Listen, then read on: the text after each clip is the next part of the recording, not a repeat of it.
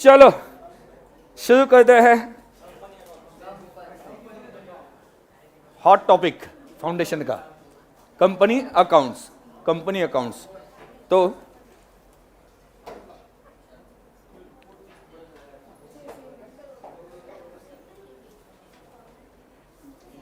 क्या ये company, company मतलब क्या? कंपनी मतलब क्या?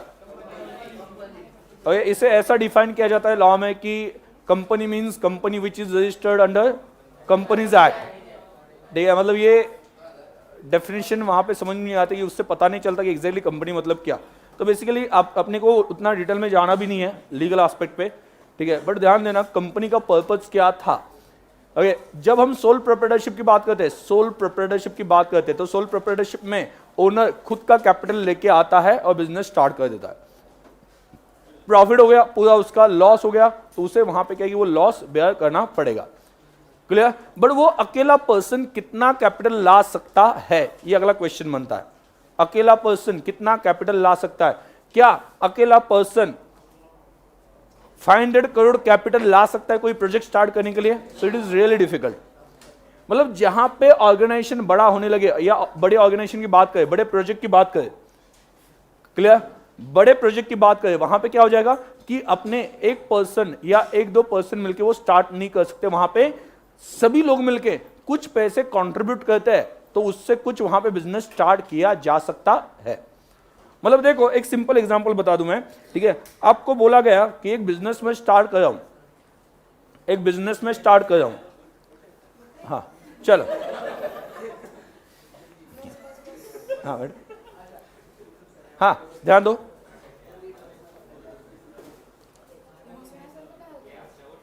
क्लियर? हाँ, मैं सभी को, आपका नाम क्या है वैसे? पवन ना? ठीक है, तो सभी जो यहाँ पे उनको तो पता ही है, बट जो लेक्चर्स ये बाद में देखेंगे, ठीक है, उनको मैं ये बता दूं कि अपने यहाँ पे एक स्टूडेंट आता है जो रेगुलरली क्लास को आता है, ठीक है, and really the thing is that कि मैं भी जिससे मोटिवेट होता हूँ, मतलब आप लोगों ने तो होना ही चाहिए, ठीक है, मुझे भी जिससे मोटिवेशन मिलता है, ठीक है, तो सच में ओके उनको मैं, तुम आ सकते हो, आ जाओ ना यहाँ पे, यहाँ पे आ जाओ, आगे आ जाओ सर के यहाँ, हाँ ठीक है, ऊपर, हाँ हाँ ठीक है, ठीक है। तो ये देख नहीं पाते हैं, ठीक है, बट इनकी जो जिद है, ओके, और डेडिकेशन है, तो उसके लिए कभी ना कभी दिल से आया होगा ना कि सच में उसके लिए एक सल्यूट, ठीक है, तो एक तालियां तो मतलब सच में हो जाए। तो हाँ, तो कहना इसमें एक ही है कि मतलब मैं जब पवन को देखता हूँ, ठीक है, तो मैंने जो एफर्ट्स लिए आज तक मुझे कुछ भी नहीं लगता है, ठीक है, वो तो मैंने लेने ही चाहिए थे, ऐसा लगता है मैंने कुछ नया किया, कुछ बड़ा किया, ऐसा मुझे नहीं लगता, ठीक है। ऐसे पहले भी एग्जाम्पल है कि जिन्होंने मतलब क्या है कि जो देख नहीं पाते थे बट सीए बन गए, ऐसे पहले भी एग्जाम्पल है। क्लियर? तो अपने सामने अभी जो स्टूडेंट में जो एग्जाम्पल है, ओके, वो पवन है। क्लियर? जो सच में वहाँ पे क्या है कि आई थिंक भोसरी से आते हो ना तुम? कितना किलोमीटर यहाँ से?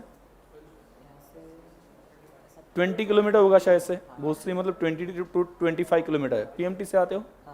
पीएमटी से। और कौन छोड़ता है? अकेला।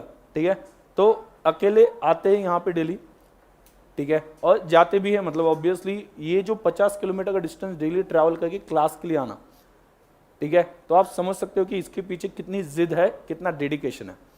और सबसे बड़ी प्रॉब्लम हम लोगों में ये होती है ना, वो डेडिकेशन ही मिसिंग होता है, ठीक है। डेडिकेशन होना तो कुछ भी पॉसिबल है, ठीक है, ये आपके सामने एग्जाम्पल है। अगर आप चाहते हो कि करना ही है तो आप, कोई रीजन नहीं है, आपके रीजन क्या होते हैं, स्टूडेंट्स के रीजन क्या होते हैं, सर मुझे कल वो सर दुख रहा था, सर्दी हो गई थी, ठीक है, तो ये रीजन बता के वहां पे क्लास को छुट्टी लेते हैं, ठीक है। मैंने पवन को बोला भी था बीच में कि तुम एक काम करो, मैं लेक्चर्स दे दूंगा, थोड़ा वेट कर लो, तुम्हें आने की जरूरत नहीं, बट उसने बोला कि नहीं सर उसमें डिले हो जाएगा, वो लेक्चर रिकॉर्ड होंगे, बाद में प्रोसेस होंगे, तो मैं ही आ जाता हूँ, मेरा मतलब स्टडी जो है वो स्टडी थोड़ा सा डिले स्टार्ट होगा, ठीक है। तो सच में ये बातें जो है, ओके, वो कुछ बताने की जरूरत नहीं, ये बात जो है वो सभी ने सीखने लायक है, ठीक है। मैं चाहता था कि मतलब क्या है कि पहले भी मुझे 2-3 बार लगा कि नहीं एक बार उसे इंट्रोड्यूस किया जाए, क्योंकि आप लोग तो देख रहे हो, ठीक है, बट कुछ चीज़ें पता नहीं, मतलब मुझे भी पता नहीं थी कि वो उससे वो यहाँ पे आता है और अकेला आता है, समझा गया? वैसे पढ़ाई कैसे कैसे होती है, मतलब सभी को तुम पढ़ाई कैसे? सॉफ्टवेयर रहता है लैपटॉप में, हाँ हाँ तो जॉज नाम का, तो जॉज वो स्पीकिंग करता है, ओके स्पीकिंग से मैं ऐसे सुनता हूँ, तो सुनने के बाद प्रॉब्लम वगैरह सब कुछ क्रिएट करता हूँ लैपटॉप में, ठीक है हो जाता है। ओके। तो इनका जो कहना है कि एक सॉफ्टवेयर उसमें पीडीएफ अगर आप अपलोड करते हो तो पढ़ के सुनाता है, और वो ये सुनते हैं और वो याद रखते हैं, और उसके बाद में वो पेपर में दिया जाता है। पेपर कुछ आपको डिफरेंट मिलता है एग्जाम में? नहीं, सेम ही है। पेपर एग्जैक्टली सेम होता है, आप जो पेपर सॉल्व करते हो वही एग्जैक्टली पेपर पवन भी सॉल्व करेगा, ठीक है। सिर्फ वहाँ पे कैसे होगा कि उसने सुन के प्रैक्टिस की होगी। क्लियर? मतलब डेफिनेटली आप अगर चाहो, मतलब सुन के मतलब क्या है कि जो भी सुना, जैसे क्लास में बैठता है तो वो सुनता है प्रॉब्लम्स, मैं जो बोल रहा हूँ वो ठीक से सुनता है, और मैंने जितना ऑब्जर्व किया वो आंसर भी देता है, मतलब वो दिमाग में स्टोर कर लेता है कि प्रॉब्लम में क्या क्या इन्फॉर्मेशन थी, मैंने जो ऑब्जर्व किया, आपने भी देखा होगा, उसके आंसर्स रहते हैं। मैं भी ट्राई यही करता हूँ, मतलब जब से मैंने पवन अपने बैच में ये देख के कि सभी बातें मैं बोलूँ, मैंने भी कोशिश वही की है कि सभी बातें बोलूँ ताकि उससे भी समझ में आ जाए। कुछ केस में वहाँ पे अदरवाइज क्या, ठीक है ये प्रॉब्लम देख रहे हो ना, ठीक है इसमें ये पॉइंट देख लो, ठीक है, तो मैं वो पॉइंट पढ़ के सुनाता हूँ, क्योंकि वहाँ पे क्या है कि पवन अपने साथ है, ठीक है। तो कहना वही है कि कुछ वहाँ पे डिफिकल्ट नहीं है अगर आप पूरे दिल से चाहते हो तो। क्लियर? और ऑब्वियसली मतलब मुझे पहले तो पूछना है कि तुम्हें क्यों लगा कि सीए करना चाहिए, कहाँ से लगा कि सीए करना चाहिए? एक्चुअली कॉमर्स बैकग्राउंड से मैं हूँ, हाँ हाँ मुझे इस अकाउंटिंग में बहुत ही इंटरेस्ट है, और इसमें जो कैश वगैरह जो होता है ना, हाँ तो इस चीज़ में मुझे इंटरेस्ट था, तो इसलिए लगा कि सीए में वही रहता है, लाइक कैश लाइक ट्रांजैक्शन होते हैं, ऑडिटिंग होता है, तो ये ले लो इसमें। हाँ बोलो हाँ, इसमें नहीं बोलना है, ठीक है। तो इंटरेस्ट था, बट किसने बताया था कि ऑलरेडी किसी ने किया है ऐसा सीए कंप्लीट? मतलब इस तरह से कभी सुना था कि सीए ऑलरेडी इस तरह से किसी ने कंप्लीट किया है? एक ब्लाइंड स्टूडेंट था भूषण दोष्णीवाल नाम का, हाँ हाँ हाँ ओके उसने 10-12 साल हुए उसने सीए कंप्लीट किया है उसका। ओके। हाँ वो पता है, मतलब यहाँ पे अपने पुणे में एक है भूषण तोष्णीवाल सर, ठीक है, जो मुझे भी पता है, ठीक है। तो उन्होंने ऑलरेडी वो देख नहीं पाते थे, फिर भी उन्होंने सीए कंप्लीट किया। अभी सीए कंप्लीट करके जैसा इन्होंने बताया उनको 10 साल वगैरह हो गए, तो उनकी तरफ से इनको लगा, वैसे लगा ना कि हाँ वो कर सकते हैं तो हम क्यों नहीं कर सकते? हाँ हम क्यों नहीं कर सकते, ठीक है। हाँ मेरे और पापा वो दोनों भी सीए हैं। ओके मेरे पेरेंट्स को मैंने जब बताया कि मैं सीए कर रहा हूँ, तो मेरे पेरेंट्स बोले कि आप करो, मुझे क्या प्रॉब्लम नहीं। हाँ हाँ तो फिर मैं इस लाइन में आ गया। ठीक है। वो बोले आप जो करना चाह रहे हैं वो करो, आप हाँ, सीख हाँ। रहे हो ना, यही मेरे लिए बड़ी बात है। तो पहली बात कि पेरेंट्स को बता दिया कि सीए करना है, तो पेरेंट्स ने बोला कि तुम करना चाहते हो, यही सबसे बड़ी बात है, ठीक है। और बड़ी बात है भी, ठीक है, सच में बड़ी बात है। मतलब वहाँ पे क्या है कि इतने चैलेंजेस होने के बावजूद अगर कोई करना चाहता है, ठीक है, तो वही चीज़ बहुत बड़ी है। मतलब मेरे हिसाब से वो सीए जब बनेगा तब बनेगा, बट आज ही मेरे हिसाब से वो सीए या उससे भी ज़्यादा है, ठीक है। वो डिटर्मिनेशन जो है ना वो लैकिंग होती है, मतलब वो आप में भी और मुझ में भी कहीं ना कहीं पे तो लैकिंग थी। जब मैं स्टूडेंट था आई वॉज नॉट इंटरेस्टेड कि पढ़ाई करनी है, ठीक है, वो ये बातें वो बातें, इसकी तरफ ध्यान उसकी तरफ ध्यान, वो सभी चीज़ें वहाँ पे रहती थी। दोस्त है, ठीक है, तो उसमें अगे तो मेरी तरफ से भी कहीं ना कहीं पे तो मुझे लगता था कि डिटर्मिनेशन उतना अच्छा नहीं है, और आप में भी दिखाई देता है डिटर्मिनेशन उतना भारी वाला नहीं है। तो सामने बुलाने का एक ही पर्पज़ है कि कुछ चीज़ें मुझे भी जाननी थी, ठीक है, जो अभी तक मैंने उसे पूछी नहीं, और आपको लोगों को भी सिर्फ जो ऊपरी चीज़ें हैं वो पता था, ठीक है, बट जो अंदर चल रहा है कि ही इज़ ट्रैवलिंग डेली, ठीक है, कितने किलोमीटर्स के लिए, आप तो मुझे लगता है कि उससे कम ट्रैवल करते हो, शायद से ज़्यादा भी करते होंगे, ऐसा नहीं बोल रहा हूँ, बट थिंग इज़ दैट कि भोसरी मतलब यहाँ पे पुणे में सबसे दूर मतलब उसमें आ जाता है, ठीक है। तो सामने बुलाने का पर्पस समझ में आ गया कि ठीक है, ओके, आप जो भी कभी कोई एक्सक्यूज़ बनाते हो, मतलब ये सामने एग्जांपल है कि जिस दिन आप छोड़ोगे एक्सक्यूज़ बनाना, रीजंस बनाना, उस दिन कुछ तो भी कर पाओगे। एक्सक्यूज़ बहुत है, ठीक है, बट रीजन, एक्सक्यूज़ क्या, मतलब मुझे तो ऐसा पता है कि मतलब भाई की शादी थी इस वजह से एग्जाम नहीं दी, अरे वो भाई कर लेगा ना जो करना है वो, ठीक है, तुम्हें क्या टेंशन है उसका, मतलब घर वाले देख लेंगे क्या शादी का अरेंजमेंट है, तुम्हें क्या टेंशन लेना है उसमें इतना ज़्यादा, ठीक है। तो कुछ भी रीज़न, फालतू वाले रीजंस वहाँ पे होते हैं। तो ये मुझे सामने लाना था कि नहीं, मतलब सच में है, अगर ऐसे भूषण तोष्णीवाल वो जो सर है उनका तो है एग्जाम्पल, ठीक है, बट अगर आप ऑनलाइन सर्च करते हो, मतलब गूगल पे यूट्यूब पे सर्च करते हो, तो आपको ऐसे एग्जाम्पल्स भी मिलेंगे और जिन्होंने किया है। एंड ये सच में मोटिवेशन है, ये सच में लेवल है। ठीक है, डन। कुछ बोलना चाहोगे स्टूडेंट के लिए? कुछ भी? क्या लगता है तुम्हारे अंदर? नहीं, अभी सामने कैसा हो जाए कि सभी के सामने, मतलब रिकॉर्डिंग कैमरा के सामने चल रहा है, इस वजह से मैं पूछ रहा हूँ। कुछ बोलना चाहते हो? तुम्हें क्या लगता है कि क्या, या एक चैलेंजेस के बारे में क्या लगता है? हाँ, तुम क्या बोल रहे थे? कितना? कब? ओके, तो क्यों नहीं हो पाया? एक्चुअली मैंने सेल्फ स्टडी किया था। हाँ हाँ मैंने क्लास इसलिए नहीं लगाया था कि पापा बोल रहे थे हाँ हाँ, कि फार्मर इसलिए थोड़ा सा फीस का प्रॉब्लम है, तो इसलिए मैंने क्लास नहीं लगाई थी। ओके ओके, हाँ सब 11th-12th का था, तो मैंने उनको कहा था कि यार मेरी तरफ से हो जाएगा, लेकिन लॉ में अटक गया। लॉ में 19 आए, हाँ, ओके ठीक है, मैथमेटिक्स तो नहीं था, एसपी था 12th में, हाँ हाँ। इसलिए इसमें 28 आए। और इकोनॉमिक्स तो इन्होंने पहले एक अटेम्प्ट दे दिया है, सभी को बता दूं, पहले एक अटेम्प्ट दे दिया है, उसमें अकाउंट्स में उनको 100 में से 83 मार्क्स थे, 83 100 में से, और फाउंडेशन की सीए की बात कर रहा हूँ, ठीक है। लेकिन लॉ में उतने नहीं मिल पाए, बेसिकली क्लासेस नहीं किए थे, ठीक है। जैसा इन्होंने बता दिया कि फार्मर्स, मतलब वो माइक पे नहीं बोल रहे, इस वजह से मैं बोल रहा हूँ उनके बिहाफ में, तो फार्मर्स फैमिली से होने की वजह से फीस का प्रॉब्लम था, तो इस वजह से उन्होंने क्लासेस नहीं किए थे, ठीक है। और उसके बावजूद भी ये मार्क्स लेके आना सच में बड़ी बात है, ठीक है। और यही बात है कि अल्टीमेटली कहना वही है कि आप, मतलब क्या है कि सुधर जाओ, समझ जाओ, संभल जाओ, जो भी है, ठीक है, कि आपके पास एक ही चीज़ कमी है, ठीक है, वो है डेडिकेशन एंड डिटर्मिनेशन, ठीक है। तो वो डेफिनेटली वहाँ पे क्या है कि सबसे इम्पॉर्टेंट है, कुछ भी कर सकते हैं अगर ऐसा डेडिकेशन या डिटर्मिनेशन हो। हाँ, तुम क्या बोलना चाहते हो? कुछ बोलना चाहते हो स्टूडेंट्स? वैसा सीए वैसा टफ कोर्स नहीं है, just consistency is there must be important. अगर ठान लिया तो सब कुछ हो जाएगा, और दिल चाहता है ना तो everything is possible. Thank you. ठीक है, तो सच में वहाँ पे क्या है कि कहाँ पे कम पड़ता है, ठीक है, तो आप जा सकते हो, थैंक यू। वहाँ पे देखो, नीचे नीचे, हाँ ठीक है, वहाँ पे ठीक है। तो इन सब में, ठीक है, कहना ये है कि डिफ़िकल्टी जो है, ओके, वो कोर्स की बजाय आप कितने, ओके, उस चीज़ को या उसका अप्रोच कैसे लेते हो। जैसा कि इनका मैंने एग्जांपल बता दिया कि वो कैसे सोचते हैं उस चीज़ को कि मैं कर सकता हूँ, मुझे करना ही है, ठीक है। ये जब आप सोचते हो मैं कर सकता हूँ, मुझे करना ही है, तो उस वक्त आप कर पाते हो। बहुत से स्टूडेंट्स के दिल में डर होता है कि मैं कर पाऊंगा, नहीं कर पाऊंगा, और आधा टाइम तो ये सोचने में जाता है कि मैं कर पाऊंगा या नहीं, आधा टाइम तो इसमें ही जाता है कि हो सकता है, नहीं हो सकता। घर पे बैठे पढ़ रहे, पढ़ते वक्त ही ख्याल आता है। ख्याल क्या आता है कि यार मैं पढ़ाई तो कर रहा हूँ लेकिन पास होऊंगा या नहीं, आता है कि नहीं कभी कभी, ठीक है।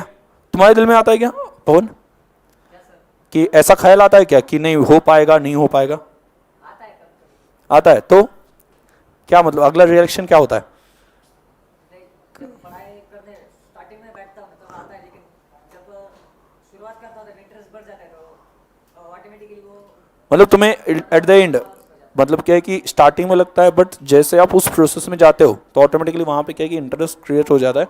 और थिंग इज दैट कि उस वक्त कहीं ना कहीं तो ख्याल आता होगा ना कि मैं करूँगा ही, मैं करके दिखाऊंगा, ऐसा आता ही होगा ऑब्वियसली। वो इंपॉर्टेंट है। डर सबको लगता है, गला सबका सूखता है, सुना है? हाँ, ठीक है, डर के आगे जीत है। तो डर तो लगना ऑब्वियस है, बट थिंग इज दैट उस वक्त आप अगर रिएक्ट करते हो कि नहीं मैं करके दिखाऊंगा, होगा ही और करना ही है, ये अगर डिटर्मिनेशन होना हो तो ही पॉसिबल है। समझ में आ गया? ठीक है। So take it seriously. अगर आपने चूज किया है सीए करना तो आपने सोच समझ के चूज किया है कि नहीं करना है, पढ़ाई भी अच्छी खासी करनी है। अगर आप हार्ड वर्क से डरते हो तो उस केस में सीए कोर्स आपके लिए नहीं बना है। And if you are ready for hard work, आप सच में टाइम देने के लिए रेडी हो पढ़ाई के लिए, तो बन ही जाओगे, ठीक है। ऐसा नहीं कि मतलब मैंने आपको भूषण तोषनीवाल सर का एग्जांपल दे दिया कि वो तो बन चुके हैं ऑलरेडी, ठीक है। मैं तो ये भी प्लान कर रहा हूँ कि उनको भी लेके आ जाए एक दिन, मतलब यहाँ पे बुलाया जाए, ऐसा हमारा प्लान है। बट वो कैसे होता है वो आगे की बात है। बट थिंग इज दैट कि नहीं, उनको देख के सच में हम कुछ कह सकते हैं कि नहीं उन्होंने कुछ तो भी किया। समझ में आ गया? ठीक है। So take it seriously, okay. तो कंपनी अकाउंट स्टार्ट करें, ठीक है। हार्ड चैप्टर कहा जाता है, बट ये इस पे डिपेंड करता है कि आप कितने हार्ड हो, ठीक है। जब भी कोई हार्ड सिचुएशन आए तो क्या बोलना है, तेरे भाई जैसा कोई हार्ड ही नहीं है, ठीक है। तो वो ऐसा रिएक्शन आना चाहिए कि नहीं, ओके मैं कर लूंगा और मैं करके ही दिखाऊंगा, ठीक है। तो हम कह सकते हैं पवन भाई जैसा कोई हार्डिश नहीं है, ठीक है। मतलब ये डिटर्मिनेशन है, या मतलब ये विल पावर रहनी चाहिए, ठीक है। और ये सच में मतलब मैं देखता हूँ, मैं आपकी बात नहीं कर रहा हूँ, मैं देखता हूँ तो मुझे भी ऐसा लगता है कि नहीं, सच में ये डिटर्मिनेशन अपने पास भी होना चाहिए। मैं आपके लिए नहीं बोल रहा हूँ, ये खुद को भी बोल रहा हूँ, आपको जो बोल रहा हूँ ना अंदर से मैं खुद को भी बोल रहा हूँ, ठीक है, कि ये टाइप का डिटर्मिनेशन होना चाहिए कुछ भी करना हो तो, ठीक है। याद रहेगा, ठीक है।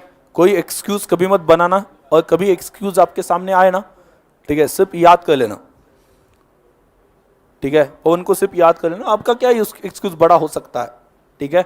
सो सच में ओके, ये इतना डेडिकेशन, आते इतना 25 किलोमीटर, आने का जाने का 25 किलोमीटर अकेले से ट्रैवल करना, ठीक है।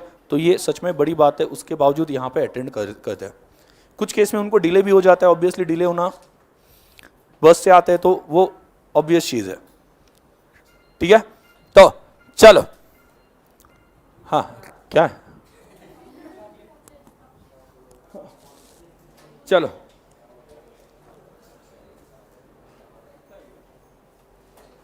हाँ चलो, तो स्टार्ट करते हैं कंपनी अकाउंट्स। और पवन को फिर से थैंक यू बोलता हूँ, ठीक है, आके जो भी बोला, ठीक है, वो ज़रूरत थी सच में बोलने की, ठीक है। मतलब तुम्हें जो देख रहे हैं यहाँ पे इतने स्टूडेंट्स नहीं है, ये लेक्चर्स रिकॉर्ड हो रहे हैं, बहुत से स्टूडेंट्स देखेंगे, ठीक है। तो डेफिनेटली ये उनके लिए भी कुछ तो भी सीखने जैसा और समझने जैसा डेफिनेटली रहेगा, ठीक है। चलो अभी वापस आते हैं कंपनी अकाउंट्स में। तो कंपनी अकाउंट्स में ध्यान देना, कंपनी अकाउंट्स में बेसिकली मैंने स्टार्ट किया था कि कंपनी की जरूरत क्यों पड़ी, क्योंकि मैं अगर आपको बोलता हूं कि मैं एक बिजनेस स्टार्ट कर रहा हूं, ध्यान से ठीक से सुनना और प्रैक्टिकली मुझे आंसर देना, ठीक है। प्रैक्टिकली मतलब मजाक में नहीं, ठीक है, मजाक में कुछ भी बोल रहे हो ऐसा मत करना, प्रैक्टिकली कंसेप्ट समझना है तो आपको थोड़ा प्रैक्टिकली सोच के आंसर देना है। मैं यहाँ पे जितने लोग हैं उनको बोलता हूँ कि मैं एक बिजनेस स्टार्ट कर रहा हूँ, बिजनेस बहुत प्रॉफिटेबल है, ठीक है। और आपको भी इस बात पे ट्रस्ट हो गया कि नहीं, सर बोल रहे कि ये बिजनेस प्रॉफिटेबल है तो इसका मतलब है, और आपको भी वो देख के प्रोजेक्ट देख के लगा कि नहीं सच में ये प्रॉफिटेबल है।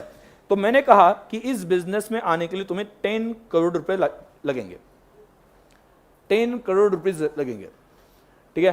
कितने लोग यहां पे आ पाएंगे, आप में से जितने भी यहां पे लोग हैं, कितने लोग 10 करोड़ इन्वेस्ट करके आ सकते हैं? आपको पता है 10 करोड़ इन्वेस्ट कर दिया तो बहुत बहुत पैसा मिलेगा, बहुत,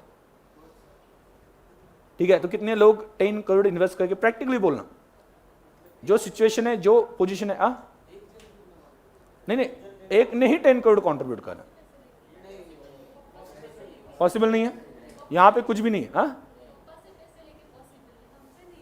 पप्पा से पॉसिबल है, यस, यहां पे मिल गए, ठीक है। 10 करोड़ लेके पॉसिबल है, ठीक है, मतलब बहुत बड़े लोग, हाँ ठीक है, हाँ चल,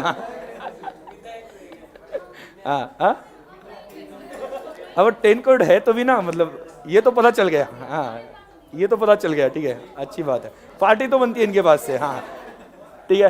तो ध्यान देना, यहाँ पे पॉसिबल नहीं है, यहाँ पे जो लोग बैठे उनकी बात कर रहा हूं मैं, पॉसिबल नहीं है, ठीक है। दूसरा ध्यान दो, दूसरा मैंने कहा कि नहीं चलो 10 करोड़ नहीं 1 करोड़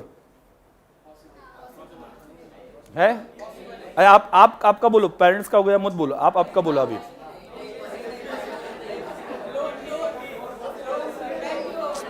बैंक लोन को कौन देगा, बैंक लोन ऐसे नहीं मिलता है, ठीक है। आप आपके पास का अभी का सोचो, प्रैक्टिकल जो चीज है वो सोचो, नहीं है, ठीक है, ओके। ध्यान दो, ठीक है, प्रैक्टिकली बोलना, okay, don't take it as fun, clear, practically बोलना मुझे, ओके। 1 लाख रुपीज कितने लोग आ सकते हैं? प्रैक्टिकली बोल रहा हूं, आपके पास पैसे होने चाहिए, ऐसे ही यहां से लेके वहां से लेके, हाँ है, ठीक है, 1 लाख, ओके, कुछ लोग आ गए, ठीक है। मैं बोलता हूं कि एक काम करो, नहीं 1 लाख नहीं, 1000 मिनिमम कंट्रीब्यूशन करना पड़ेगा,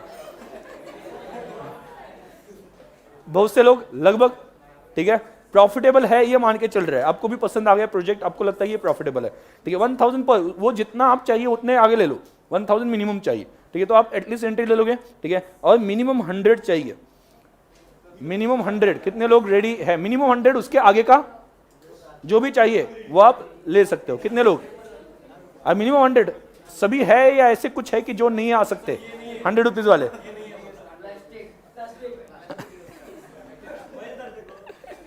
हाँ ठीक है, ध्यान देना। अभी आप क्या सोचोगे, ध्यान दो, यहां पे अगर 1000 रुपए मिनिमम देना है तो मैं 5 शेयर तो ले सकता हूं, मतलब 10 करोड़ कैपिटल एक को बोला तो वो दे नहीं सका, ठीक है, बट जब कहा गया कि 1000 रुपए का एक है या 100 रुपए का एक है तो सभी लोग बोले कि मैं एटलीस्ट 10,000 तो लगा सकता हूं 100 रुपए के 100 शेयर्स लेके। मतलब जहां पे एक मैंने बोला 10 करोड़ या 1 करोड़, वहां पे एक भी पर्सन हाथ उठाता नहीं था, वहां पे क्या हो गया, जब मैं उसे 100 या 1000 रुपए पे लेके आया तो सभी लोग रेडी है उसमें कंट्रीब्यूट करने के लिए। इससे क्या पता चलता है कि आप अगर कैपिटल एक पर्सन से बुलवाओगे तो ये प्रैक्टिकली पॉसिबल नहीं होगा, बट उसी जगह पे आपने क्या कह दिया कि हर एक पर्सन मिनिमम 100 रुपए डालने हैं, तो उसके हिसाब से आप जितना डाल सकते हो उतना डालो। तो आपने क्या किया, मेरे पास 7,000 पॉसिबल है, किसी को 20,000 पॉसिबल है, किसी को 50,000 पॉसिबल है, किसी को 1 लाख पॉसिबल है, तो सभी लोग कुछ ना कुछ तो कंट्रीब्यूट करें। तो इस तरह से सभी ने कंट्रीब्यूट किया और मान लो ऑन एन एवरेज सभी ने 10,000 भी कंट्रीब्यूट किया। यहां पे जो लोग हैं उनकी बात कर रहा हूं मैं, यहां पे जो लोग हैं, ठीक है, तो ऐसी केस में वहां पे कंट्रीब्यूशन जो है वो 8-10 लाख तो कहीं पे नहीं जाएगा, और 10,000 जो है वो पॉसिबल हो सकता है। फॉर एग्जाम्पल बोल रहा हूं, ये मैं सिर्फ क्लास की बोल रहा हूं बात। अपने देश में आबादी तो 125 करोड़ या उससे भी ज्यादा है, उसमें से जितने लोगों के पास पैसे हो सकते हैं, मतलब ये ओपन हो जाता है कि मैं जितना कम वैल्यू रखूं उतना क्या करेंगे लोग कंट्रीब्यूट करेंगे। तो कैपिटल एक के पास से लेने की बजाय मैं कैपिटल 10 करोड़ का एक के पास से लेने की बजाय, कैपिटल एक के पास से लेने की बजाय मैं क्या करूंगा, उसी कैपिटल को, वो पूरा कैपिटल एक देगा 10 करोड़, ठीक है, उसकी बजाय मैं क्या करूंगा,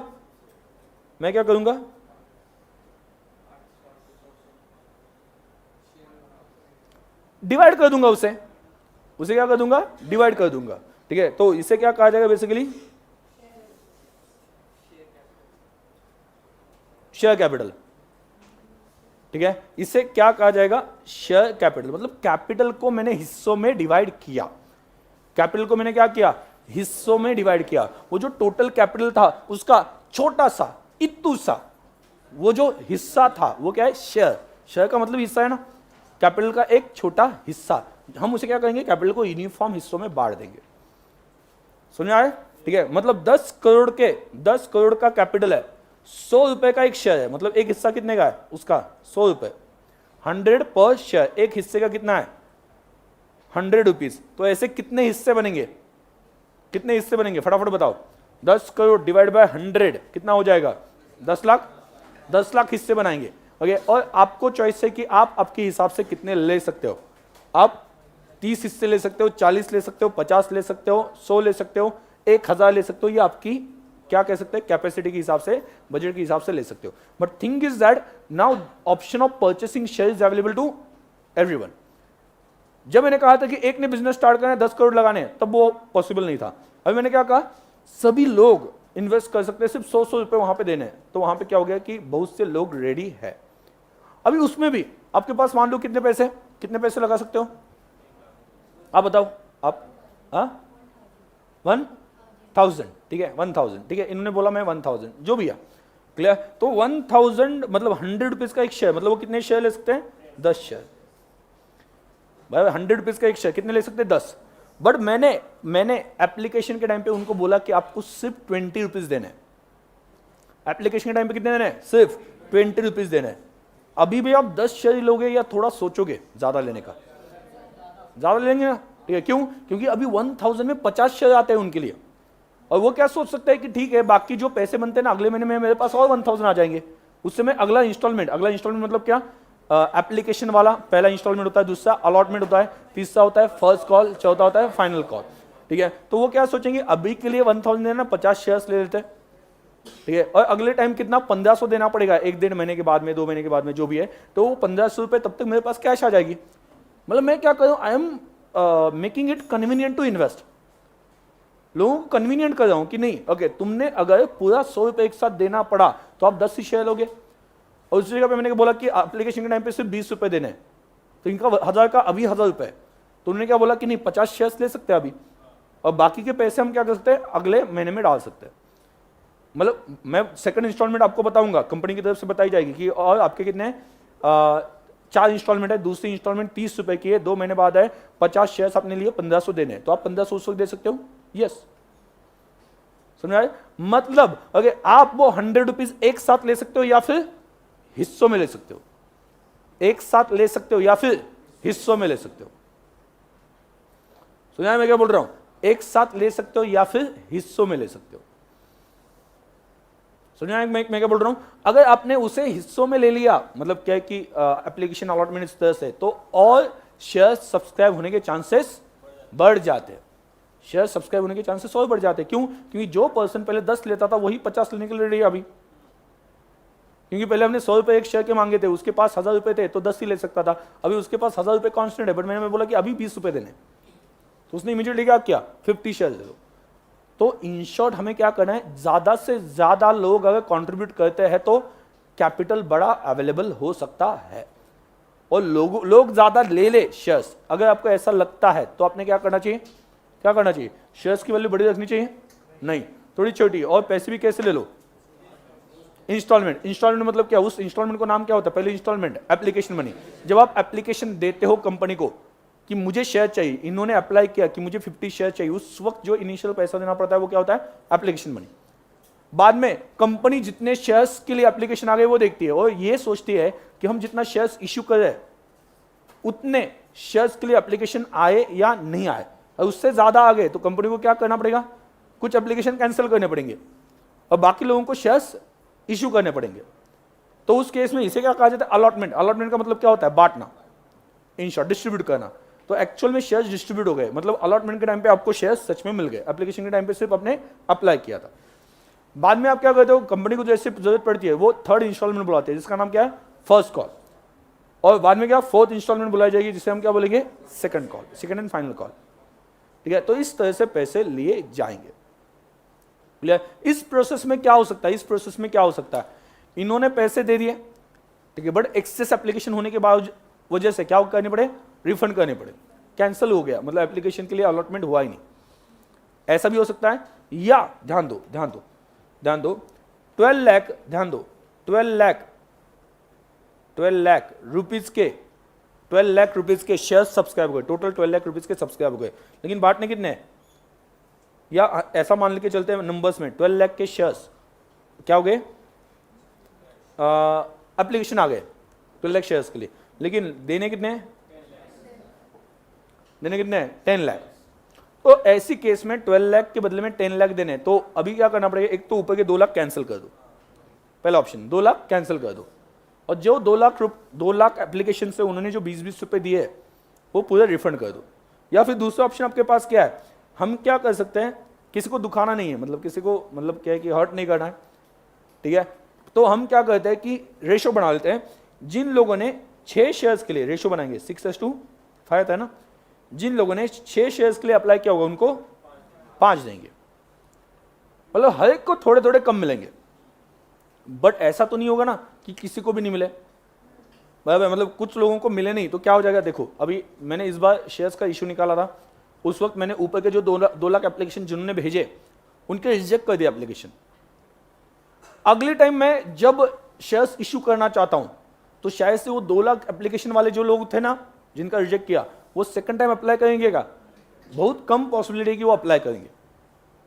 ईगो है ना, ईगो आता है, ठीक है, मतलब गेला उड़त, ठीक है, वो कंपनी का ही, हाँ लाइक ऐसा अप्रोच आता है ना, मतलब लास्ट टाइम मैंने अप्लाई किया था बट मिला नहीं, ठीक है, लेकिन इसी जगह पे उनको मैंने मतलब क्या 10 शेयर्स नहीं दिए, मान लो 10 शेयर्स की जगह पे 40 दे दिए, ठीक है, 10 शेयर्स, सॉरी 50 बोल रहा था ना, ओके 50 शेयर्स का बोल रहा था, सॉरी 10 बोल दिया, 50 शेयर्स के बदले में क्या दे दिए, 40 दे दिए। तो उस केस में अगर उनको कम मिले तो नेक्स्ट टाइम एटलीस्ट वो सोचेंगे कि हाँ सेकंड टाइम इशू आ गया, अभी हम परचेस कर ले। तो जनरली उसे क्या कहा जाता है, प्रो रेटा बेसिस पे अलॉटमेंट करना, प्रो रेटा प्रोपोर्शनेट, हर एक को मिलेगा। इससे क्या हो जाएगा, जिनको कम मिले आज वो बाद में ले लेंगे ना, लेकिन किसी को हम दुखा तो नहीं रहे, हम वहाँ पे लेटर भेज देंगे कि नहीं इतना आपने अप्लाई किया था but it was not possible क्योंकि इतना ही लिमिट था कैपिटल का, तो इस वजह से आपको हम इतने दे रहे, तो उनको भी वो समझ में आ जाएगा, कोई प्रॉब्लम नहीं है। और नेक्स्ट टाइम वो सब्सक्राइब करेंगे, मतलब मेरा बेस बढ़ रहा है, बेस बढ़ रहा है। और वो 2 लाख वाले मैं वापस कर देता तो मेरा शेयर होल्डर्स का बेस क्या होता, कम होता ना कंपेरिजन में।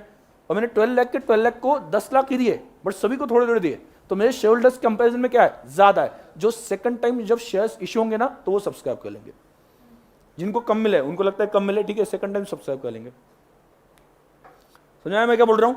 तो ये सिस्टम थोड़ी सी समझानी इंपॉर्टेंट है, जरूरी है, क्योंकि ये सिस्टम नहीं समझते हो तो आगे की एंट्रीज भी समझ में नहीं आती।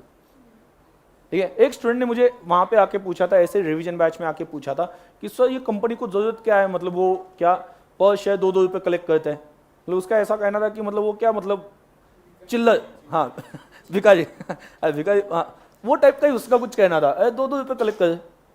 ठीक है, बट 2-2 रुपये पर शेयर कलेक्ट करे, उसका रीजन क्या है, क्योंकि आप जितना कम अमाउंट लोगे, 10 रुपये के पीछे 2 रुपये ले लिया, ठीक है, उतना क्या होता है, शेयर्स ज्यादा सब्सक्राइब हो सकते हैं, पॉसिबिलिटी ज्यादा है। ठीक है, और उनके हिसाब से अगर आप देखते हो 10 लाख शेयर्स है, 2-2 रुपये ले लिए, कितना हो गया, 20 लाख। उनका उस वक्त का जो प्रोजेक्ट के लिए पैसे लगते थे मशीनरी लेने के लिए, वो तो काम हो गया ना, बाकी 1.5-2 महीने बाद लगने वाले हैं, उस वक्त ले लेंगे। पूरा पैसा एक साथ लेने की क्या जरूरत है, ले सकते हो पूरा पैसा एक साथ, बट उसका प्रॉब्लम मैंने आपको बता दिया। ठीक है, आप एक साथ पूरा पैसा मांगते हो तो सामने वाला अपने बजट के हिसाब से सोचे कम शेयर्स लेता हूं, आपने बोला कि अभी 20% दे दो और बाद में बाकी दे देना, तो उस केस में वो ज्यादा शेयर सब्सक्राइब कर लेगा। सुन रहा है मैं क्या बोल रहा हूं? इस तरह से आप इंस्टॉलमेंट में ले सकते हो या एक साथ ले सकते हो। इंस्टॉलमेंट को क्या कहा था, पहला इंस्टॉलमेंट एप्लीकेशन में, दूसरा अलॉटमेंट, तीसरा फर्स्ट कॉल और last second and final call. समझ आ गया? ठीक है, अभी उस कंपनी को ये पता होता है, उस कंपनी को ये पता होता है कि नहीं हम 10 लाख शेयर्स इशू करेंगे तो 12 लाख या 15 लाख के लिए एप्लीकेशन आ जाएंगे। तो कंपनी वहां पे क्या कहती है कि हम एक काम करते हैं, 10 रुपए का शेयर है ना, शेयर कितने का है, 10 रुपए का, हमें ज्यादा पैसे चाहिए, तो एक काम करते हैं 10 रुपए का शेयर जो है वो 15 रुपए में इशू कर देते हैं। इशू प्राइस कितनी होगी, 15। फेस वैल्यू, फेस वैल्यू मतलब क्या, बेसिक शेयर के ऊपर जो प्रिंटेड प्राइस होगी, सर्टिफिकेट मिलेगा उसके ऊपर जो प्रिंटेड प्राइस होगी कितनी होगी, वो 10 होगी, बट हम लेंगे कितना, 15, तो ऊपर का 5 एक्स्ट्रा ले लिया। एक्स्ट्रा मतलब क्या, प्रीमियम, प्रीमियम का मतलब ही एक्स्ट्रा। ठीक है, तो उस केस में वहां पर क्या है, सिक्योरिटीज प्रीमियम अकाउंट, मतलब सिक्योरिटी के ऊपर हमने प्रीमियम ले लिया एक्स्ट्रा। 10 रुपए का शेयर बेचा 15 में, तो ऊपर के 5 रुपए हमने कलेक्ट किए। ठीक है, अगर लोग पैसे दे रहे तो 10 रुपए के आप ज्यादा भी वहां पे ले सकते हो। उसमें कैपिटल कितना है, कैपिटल 10 है और एक्स्ट्रा कितना लिया, 5। ये आपका कुछ फायदा हुआ कि नहीं हुआ शेयर इशू करने? यस। ये कौन सा प्रॉफिट है, कैपिटल प्रॉफिट की रेवेन्यू प्रॉफिट?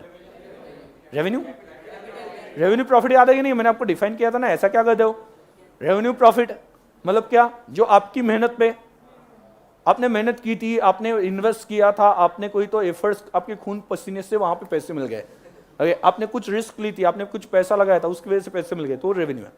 और आपको फायदा हुआ किसी और की मेहनत से, याद है कि नहीं? ठीक है, याद है कि नहीं, किसी और की मेहनत है और फायदा आपको हो गया। ठीक है, या आपकी मेहनत नहीं थी फिर भी फायदा हो गया,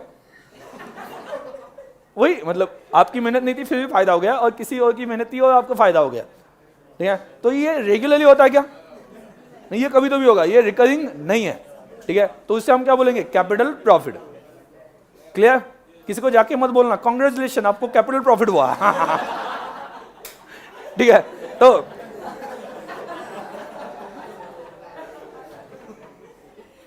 अरे नहीं, अच्छा है, कैपिटल प्रॉफिट होता है मतलब बिजनेस। ओके, तो यहां पे एक ध्यान रखना, हाँ नहीं, सामने वाले को समझेगा नहीं कुछ, कैपिटल प्रॉफिट रेवेन्यू प्रॉफिट क्या होता है। ठीक है, तो यहां पे ध्यान देना, हाँ ठीक है, निकलो बाहर उससे। हाँ, तो यहां पे एक ध्यान देना कि ये जो शेयर्स है, ये शेयर्स, ओके, ये शेयर्स बेचना आपका बिजनेस नहीं था। शेयर्स बेचना आपका बिजनेस नहीं है, बिजनेस करने के लिए शेयर्स बेच रहे हो। ठीक है, और वहां पे ओके, ये शेयर्स आपने कहीं से परचेस किए, ओके, और उससे वहां पे बेचने के लिए कुछ एफर्ट्स किए, ऐसा कुछ नहीं ना। शेयर्स आए कहां से, आए कहां से, अरे कहां से आए शेयर्स, पब्लिक से शेयर्स आए। शेयर्स आते कहां से, लेकिन कंपनी के पास कहां से आते हैं?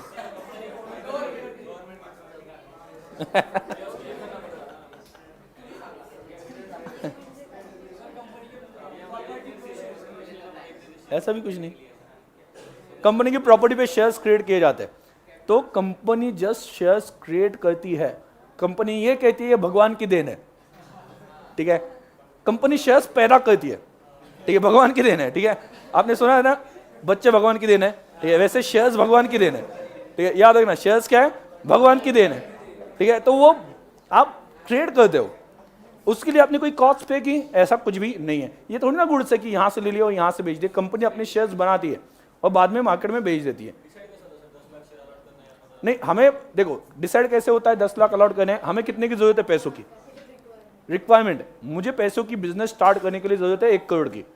तो हम 1 करोड़ को कितने का एक डिसाइड करेंगे, कितने का एक शेयर रखना है, 10 रुपए का, ठीक है। तो उस केस में 10 लाख शेयर्स बन गए।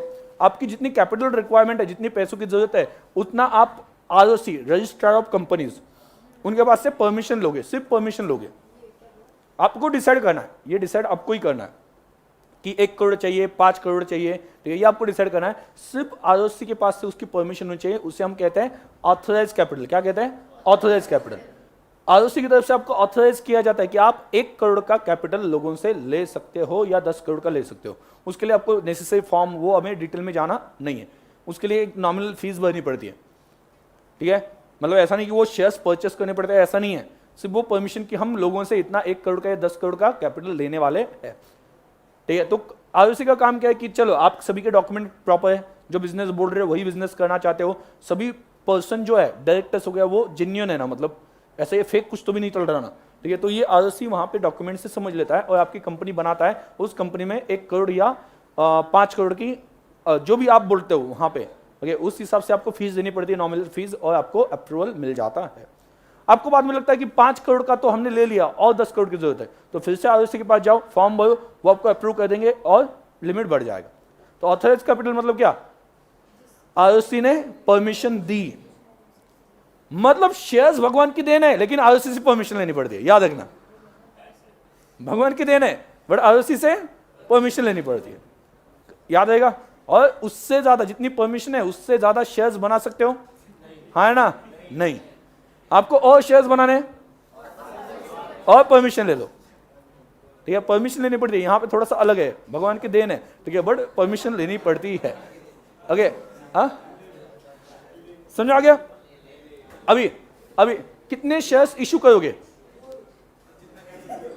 कितने इशू करोगे? जितना ऑथराइज किया उतने, या उससे ज्यादा? जितना ऑथराइज किया उससे कम, मतलब परमिशन भले 5 करोड़ की मिली है बट अभी मुझे 2 करोड़ की जरूरत है, चलेगा? यस, परमिशन के बाहर नहीं जाना चाहिए। चलो, आपने शेयर्स इशू किए 5 करोड़ के, बराबर, 5 करोड़ के, 5 करोड़ परमिशन था, उससे ज्यादा इशू कर सकते हो 6 करोड़ का, हाँ या ना? जनरली नहीं, लेकिन अगर करना हो तो परमिशन ले लो, ठीक है। नहीं, 5 के लिए ट्राई कर रहे थे लेकिन 6 की जरूरत पड़ रही, ठीक है, तो आप ऐसा कर सकते हो। समझ में आ गया? अरे ध्यान दो, हाँ आगे, हाँ नेक्स्ट, ध्यान देना। अभी ये पहला हो गया, तो आपने इशू कितना किया? मैक्सिमम जितना ऑथराइज्ड है, ठीक है। अभी इशूड में से जितना इशू किया पूरा पैसा एक साथ बुलाना है क्या? नहीं, बुलाना मतलब क्या? कॉल्ड अप, याद रखना, बुलाना। हम अमाउंट बुलाएंगे, हम अभी बुलाएंगे कि पर शेयर 2 रुपए दे दो, बाकी 8 रुपए बाद में ले लेंगे। तो जो 2 रुपए आपने दिए, या पहले 2 रुपए और सेकंड इंस्टॉलमेंट के अलॉटमेंट के, मतलब अलॉटमेंट के 3 रुपए, तो आपने 5 रुपए दे दिए मान लो, तो कॉल्ड अप कितना है? 5, और अनकॉल्ड कितना है? 5। कॉल्ड अप कितना है? 5, अनकॉल्ड कितना है? 5। समझ आया मैं क्या बोल रहा हूं? ठीक है। अभी आप बताओ कि कॉल्ड अप ज्यादा हो सकता है क्या? जितना इशू किया उससे ज्यादा बुला सकते हैं क्या? देखिए, आपको अगर 5 करोड़ के शेयर्स इशू किए तो मैक्सिमम कितने बुला सकते हैं? 5 करोड़, ठीक है। बाद में कॉल्ड अप करने के बाद में, बुलाने के बाद में सभी पैसे आएंगे ही, कह सकते हैं? क्यों सभी पैसे क्यों नहीं आएंगे? कॉल इन अरेस्ट मतलब क्या?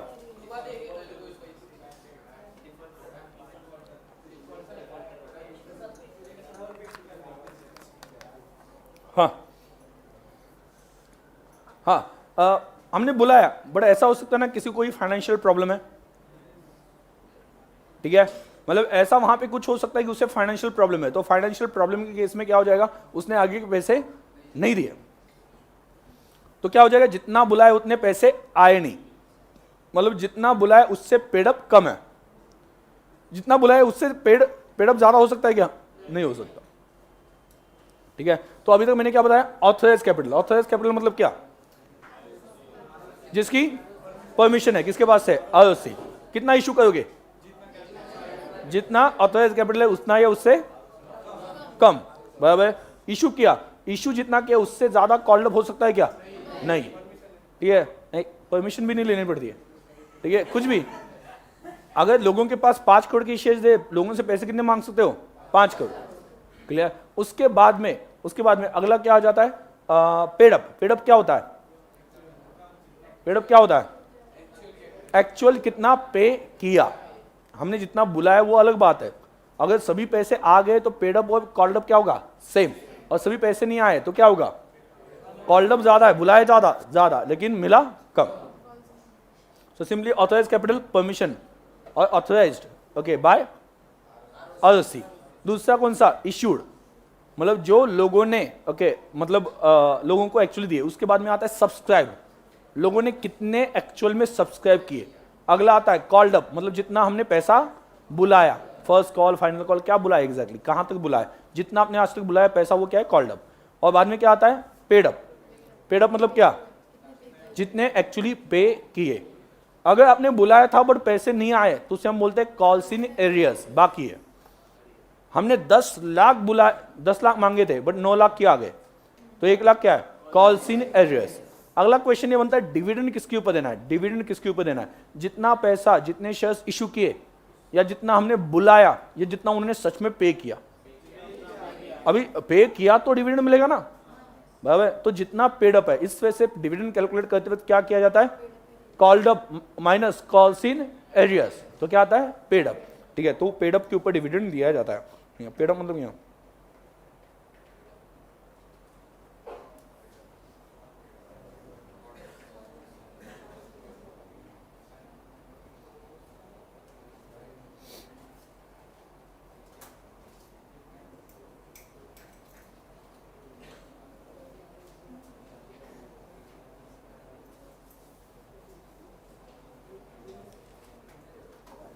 dividend shall be calculated on paid up. Clear, paid up value कुछ बताया ना हो तो पेड अप वैल्यू पे हम कैलकुलेट कर लेते हैं। क्लियर, बेसिक समझ में आ गया। क्यों हम शेयर करते, हिस्सा, हिस्से कैपिटल इतना है, हिस्सा क्यों बनाते हैं, ठीक है, उसमें भी हम इंस्टॉलमेंट क्यों करते हैं, ठीक है, बाद में ओके ओवरऑल परमिशन मिलती है, कहां से शेयर्स आते हैं, ठीक है, बहुत सी बार ये भी पता नहीं होता, जैसे कि आपको मैंने पूछा शेयर्स आए कहां से, तो आप कंफ्यूज हो गए कहां से आ गए, ठीक है, तो ये सिर्फ हम परमिशन लेते हैं और हम बनाते हैं, लाइक दैट, ऐसा हम वहां पे कह देते हैं। तो जितनी कैपिटल रिक्वायरमेंट है उसके हिसाब से हम कैपिटल डिसाइड कर लेंगे, उसे छोटे हिस्सों में रखेंगे ताकि ज्यादा से ज्यादा लोग उसे सब्सक्राइब कर सके। ठीक है, यहां तो कोई डाउट है नहीं, समझ में आ गया, इंट्रो बेसिक क्या है, क्यों, कैसे, ये चीजें समझ में आ गई। ठीक है, हाँ कोई कुछ बोल रहा है ना,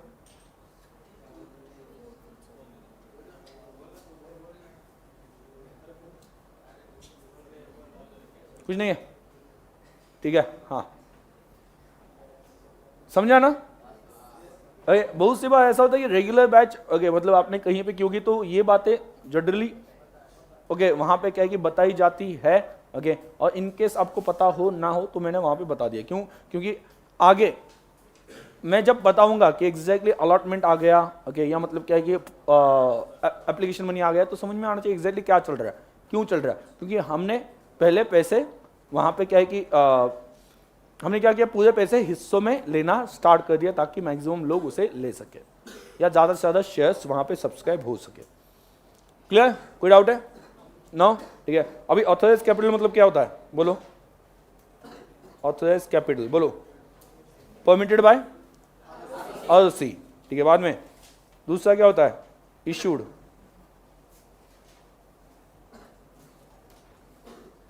क्या होता है issued capital, which is issued, issued capital which is actually issued, दूसरा कुछ तो बोलो ना, वही चिपका दिया यहां से उठा के वहां पे। हाँ, allowed, offer to public, offer to public, public को जितना ऑफर किया। सब्सक्राइब, क्या होता है सब्सक्राइब कैपिटल? जितना पब्लिक ने अप्लाई किया, ठीक है। एप्लीकेशंस रिसीव्ड, उसके बाद में सब्सक्राइब हो गया, उसके बाद में आगे क्या आएगा? Called up. कॉल्ड अप का मतलब क्या है?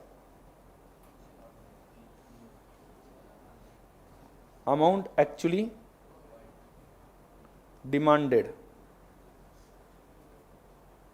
अमाउंट एक्चुअली डिमांडेड, हमने अमाउंट कितनी डिमांड की। आगे एंड पेड अप मतलब क्या? Amount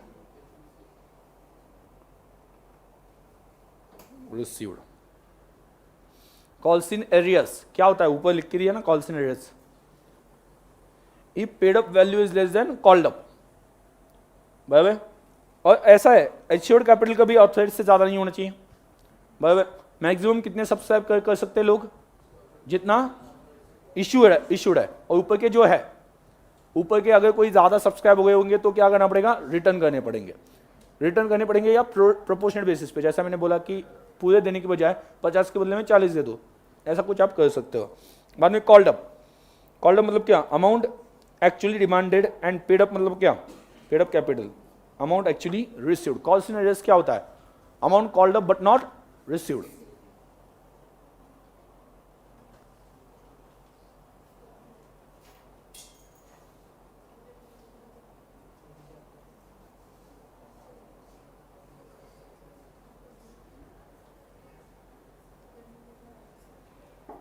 but not received.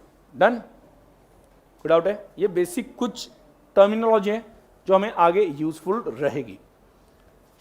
Clear? बाद में पैसे कैसे मिलेंगे? पैसे कैसे मिलेंगे? फर्स्ट इंस्टॉलमेंट कैसे? बोलो। Application money, application money.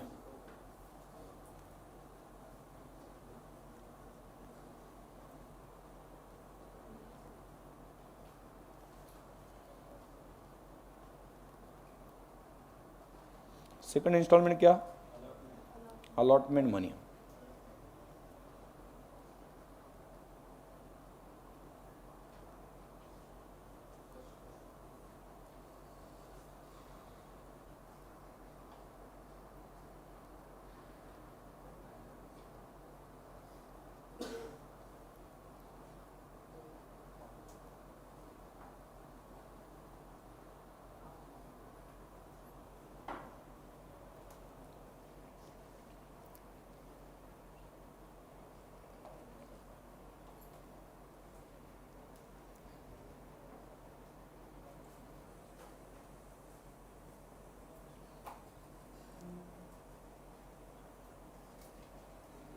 Done, कोई डाउट?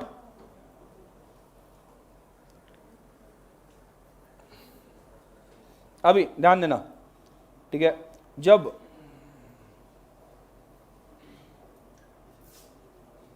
दो चीजें आपको ठीक से समझनी है। पहली,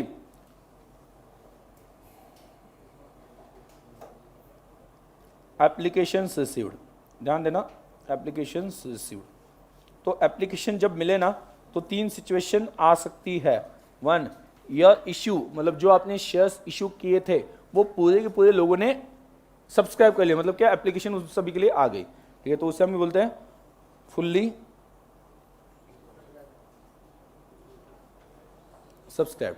जितने हम इश्यू करना चाहते थे शेयर्स सभी के सभी सब्सक्राइब हो गए। बाद में क्या? फुल्ली सब्सक्राइब, ठीक है। दूसरा ओवर सब्सक्राइब्ड, मतलब क्या? जितने हम देना चाहते थे इशू कर रहे थे उससे ज्यादा एप्लीकेशंस आ गए। And under subscribe,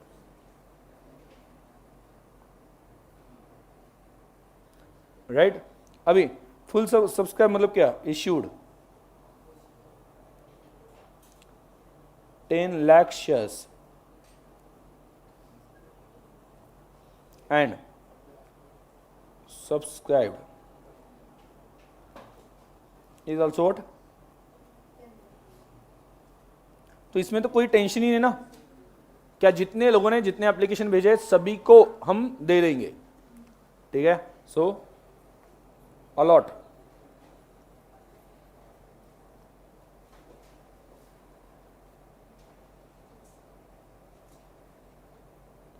allot all shares, जितने चाहिए उनको वो दे दो, क्योंकि जितने हमें देने हैं उतने ही एप्लीकेशन आ गए।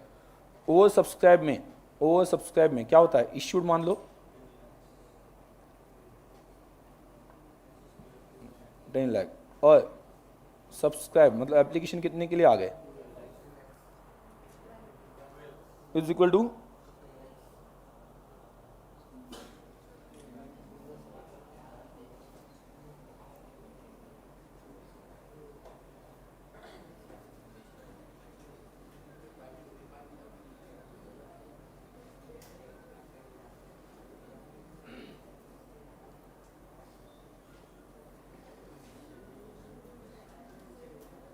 हाँ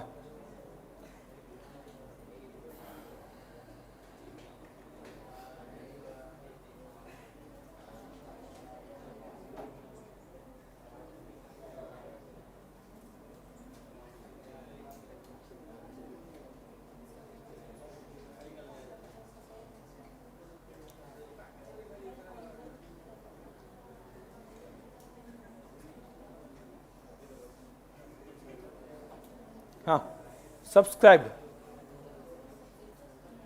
कितना है, फॉर एग्जाम्पल 12 लाख, तो उस केस में ऑप्शन क्या है, ऑप्शन 2 है कैंसल,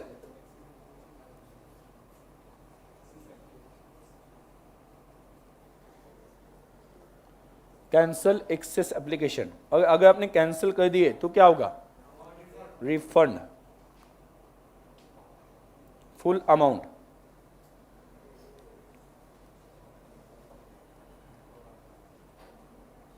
ऑन किसके ऊपर,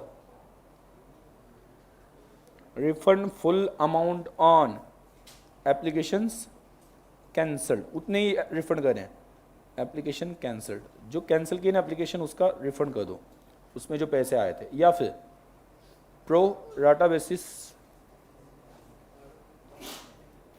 उसमें क्या होता है, every applicants, every applicant will receive shares less than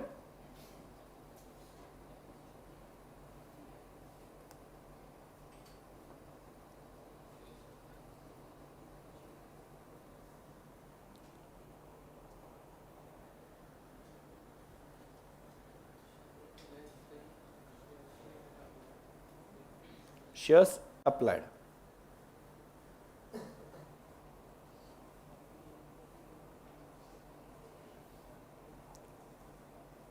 तो इसमें क्या होगा, अभी ये तो देखा हमने रिफंड वाला, इसका क्या करेंगे, रिफंड करना है क्या, तो रिफंड करने की जरूरत नहीं है, क्यों, ओके क्योंकि क्या हो गया, देखो उन्होंने मान लो कितने शेयर्स के लिए, 50 शेयर्स के लिए अप्लाई किया था, पर शेयर कितने दिए थे, 20 मतलब 1000 दिए थे, बराबर, कितने दिए हमने 40, 40 इंटू 20 उनका सच में बनता है, तो कितना 800, एक्स्ट्रा कितना हो गया 200, तो ये 200 हम अगले इंस्टॉलमेंट की तरफ एडजस्ट कर सकते हैं, मतलब अगले इंस्टॉलमेंट कितनी है 30 की है ना, कितने 1.5 महीने बाद होगी, 1-1.5 महीने के बाद जो भी होगी 2 महीने में होगी, ठीक है। तो ऐसे केस में उनको 40 शेयर्स दिए और उनके पास से वो अगले इंस्टॉलमेंट में कितने लेने 30, तो 1200 आने बाकी है, उसमें से 200 ऑलरेडी उन्होंने एक्सेस दे दिया, कब एक्सेस दे दिया, एप्लीकेशन के टाइम पे ही ओवर सब्सक्राइब हो गया था, क्योंकि उन्होंने 50 के लिए अप्लाई किया था, 1000 दिए थे, बट 40 शेयर्स दे दिए जिसके 800 रुपये बनते थे, ठीक है, तो 200 अपने पास एक्स्ट्रा पड़े हुए, ठीक है। तो सेकंड टाइम जब कैलकुलेशन किया जाएगा तो 40 शेयर्स के पीछे कितना आने बाकी है 30, तो कितना आता है 1200, और 1200 में से क्या 200 ऑलरेडी दिए है, तो अगले टाइम कितना देना है 1000, मतलब ये जो एक्स्ट्रा पैसे दिए वो अलॉटमेंट में सेकंड इंस्टॉलमेंट में एडजस्ट किए जाएंगे, ठीक है। एक्सेस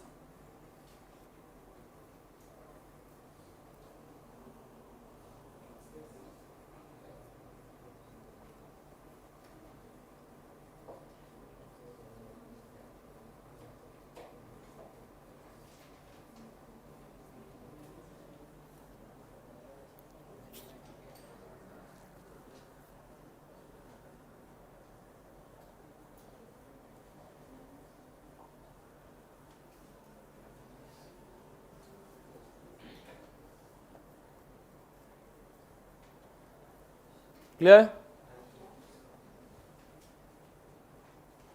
आगे अंडर सब्सक्राइब मतलब क्या हो गया? इश्यूड कितने हैं? 10 लाख। सब्सक्राइब्ड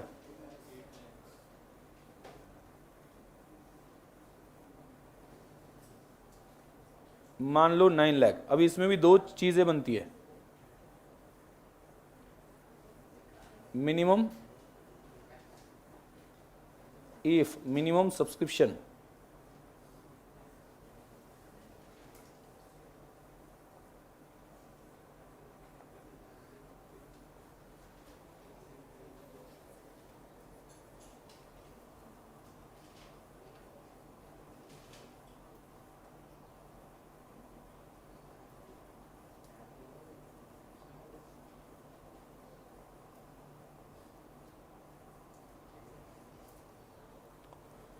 बोलो if minimum subscription of 90% received, अगर मिल गया हो तो जितने, देखो मतलब 90% मिनिमम मिलना चाहिए, 90% मिनिमम मिलना चाहिए। अगर 90% नहीं मिलता है, ठीक है, मतलब 10 लाख के शेयर्स है तो मिनिमम 9 लाख, 10 लाख शेयर्स है तो मिनिमम 9 लाख तो सब्सक्राइब होनी चाहिए, और नहीं हुए तो जितना भी है वो पूरा क्या किया जाएगा? रिफंड किया जाएगा। क्लियर? ठीक है, तो अगर मिल गए तो इशू और अलॉट ऑल शेयर्स, कोई प्रॉब्लम नहीं है ना, क्योंकि कम भी नहीं पड़ रहे, तो जिनको जितने चाहिए सभी दे दो, ठीक है। और मिनिमम सब्सक्रिप्शन नहीं मिला 90% का तो क्या? रिफंड। तो क्या करना पड़ेगा? रिफंड। समझ तो हमें रिफंड करना पड़ेगा। अभी यहां पे ध्यान देना, मिनिमम सब्सक्रिप्शन कितना? 90%। ये किसने बताया? सेबी। सेबी कौन है? Securities exchange board of India, उन्होंने ये लिमिट बताया 90% का। कंपनीज एक्ट जो है वो खुद बोलता है कि आप डिसाइड करो कि मिनिमम कितना मिलना चाहिए, ठीक है, आप डिसाइड करो, मतलब कंपनी को कहता है कि आप डिसाइड करो कितना मिलना चाहिए, बट सेबी कहता है कि नहीं 90% तो मिलना चाहिए, ठीक है। मतलब पब्लिक को, हम पब्लिक के पास से पैसे मांग रहे हैं तो जितने शेयर्स इशू करना चाहते हो करो, कोई प्रॉब्लम नहीं, बट उसका 90% तो लोगों ने सब्सक्राइब करना चाहिए, ठीक है। क्यों?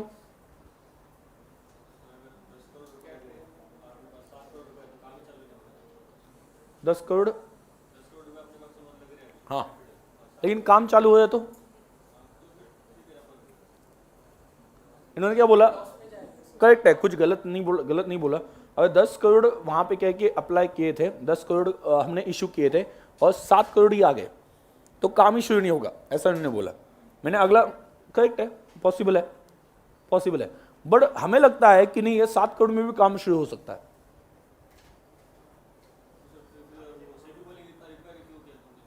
यस, परफेक्ट, ठीक है। अगर 7 करोड़ में काम हो सकता था तो इतना बुलाया क्यों फिर? सुना है? ठीक है, अगर आप बोल रहे हो अभी कि 7 करोड़ में काम हो सकता था तो बुलाए क्यों फिर? और जरूरत नहीं थी तो क्यों बुलाए? क्योंकि देखो लोग क्या कहते हैं कि शेयर्स में डालना मतलब रिस्क लेते हैं, आप उनके पास से अननेसेसरी ज्यादा पैसे लगा लेते हो, और ज्यादा पैसे लेके एक प्रोजेक्ट स्टार्ट करो, उस प्रोजेक्ट से प्रॉफिट तो क्या होने वाला है? उतना ही होने वाला है ना, और वो ज्यादा शेयर्स में बढ़ेगा तो पर शेयर क्या मिलेगा? प्रॉफिट ज्यादा शेयर्स में बढ़ेगा ना, पर शेयर को क्या मिलेगा? कम मिलेगा ना, तो आप उतना ही ले लो ना जितनी की रिक्वायरमेंट है। सुन रहा है? तो इसी चीज को कंट्रोल करने के लिए, ठीक है, कि ऐसा ना हो कि जरूरत 7 करोड़ की है बट वो बुलाए 20 करोड़। समझ रहा है? 7 करोड़ की जरूरत है बट बुला क्या है? 20 करोड़। मतलब उनका इंटेंशन क्या होगा? चलो जितना मिलता है अच्छी बात है, ज्यादा मिल गया तो ज्यादा मिल गया, वैसे थोड़ी ना उनको इंटरेस्ट हो गया देना है, देख लेंगे कुछ तो भी और स्टार्ट कर देंगे उसके साथ साथ। मतलब जो प्लान नहीं है वो भी आप प्रोजेक्ट स्टार्ट कर दोगे, उसमें नुकसान किसका है? आपका पैसा नहीं लगा है, पैसा किसका लगा है? पब्लिक का, ठीक है। तो वो ना हो, इस वजह से वो क्या बोलते हैं, ठीक है आपको लगता है ना 20 करोड़ की जरूरत है, 20 करोड़ का आप इशू कर दो, कोई प्रॉब्लम नहीं, बट 18 करोड़ आना चाहिए, नहीं आए तो पूरा रिफंड।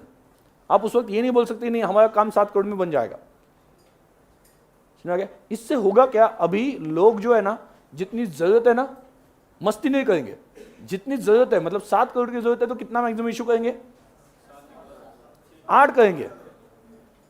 7 करोड़ की जरूरत है तो कितना करेंगे? मैक्सिमम 8, क्योंकि उनको ये पता होगा कि अगर हमने गलती से 10 कर दिया और आ गए 8, जरूरत थी 7 की, 10 करोड़ का इशू कर दिया, जरूरत कितनी थी? 7 की, और आ गए कितना? 8, तो सेबी का रूल क्या बोलता है? रिफंड कर दो। मतलब इवन दो आपका प्रोजेक्ट स्टार्ट हो सकता था, अगर आपने ज्यादा अमाउंट नहीं बोली होती, ज्यादा शेयर्स इशू नहीं किए होते, तो भी आपको 8 करोड़ मिल जाते हो, आपका प्रोजेक्ट स्टार्ट हो जाता। करेक्ट है? समझ में आया मैं क्या बोल रहा हूं? इस वजह से 90% का लिमिट रखना क्या था, इंपॉर्टेंट था। क्लियर? हाँ, कुछ यहां वहां पे थोड़ा बहुत चल जाता है, 10% आप यहां वहां से एडजस्ट कर लो कम मिला तो भी, ठीक है। बट अगर बहुत कम मिल रहा है उसके ऊपर भी बिजनेस स्टार्ट करो तो ये बिजनेस शुरू होगा, बंद पड़ेगा। क्लियर? पैसे कम है इस वजह से। हाँ, क्या हो गया आपको? कुछ नहीं? हाँ, दोनों कुछ तो भी चल रहे खोपचे में। हाँ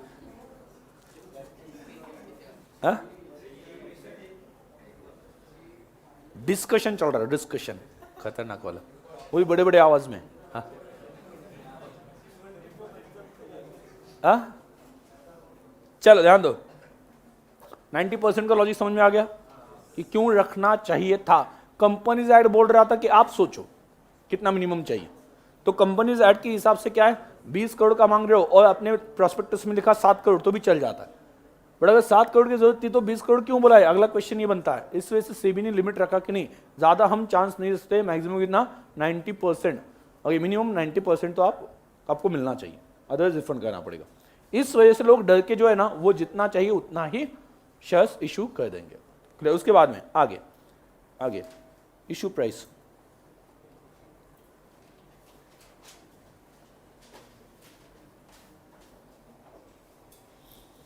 तो उसमें क्या है,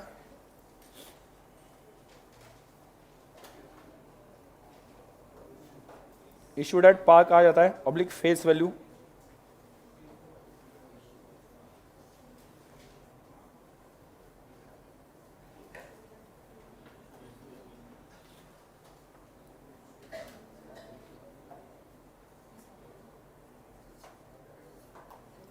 ये इशूड एट डिस्काउंट वाला ऑप्शन अभी नहीं है, आप इमीडिएटली देख रहे होंगे, ठीक है।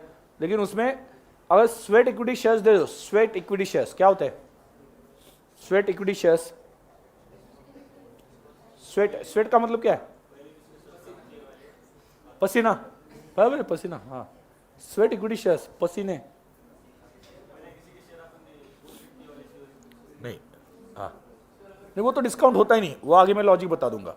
पहले वाले शेयर्स फॉरफिट के और वो कम प्राइस पर री इशू के, तो डिस्काउंट नहीं। क्यों? क्योंकि पहले वाले ने 5 रुपए दिए थे, नए वाले ने 6 रुपए दिए, तो 10 रुपए तो मिल गए ना। हाँ, क्या बोल रहे हो?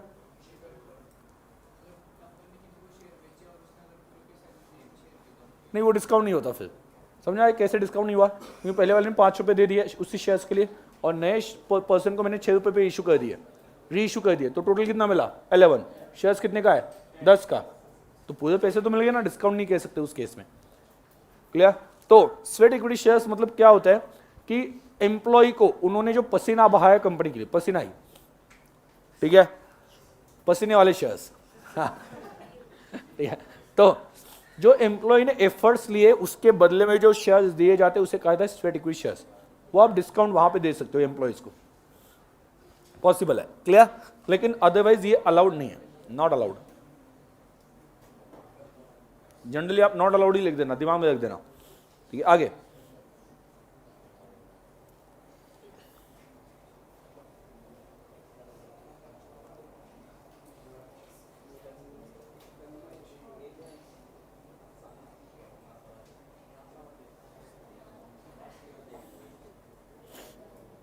पूरा क्या इशू प्राइस,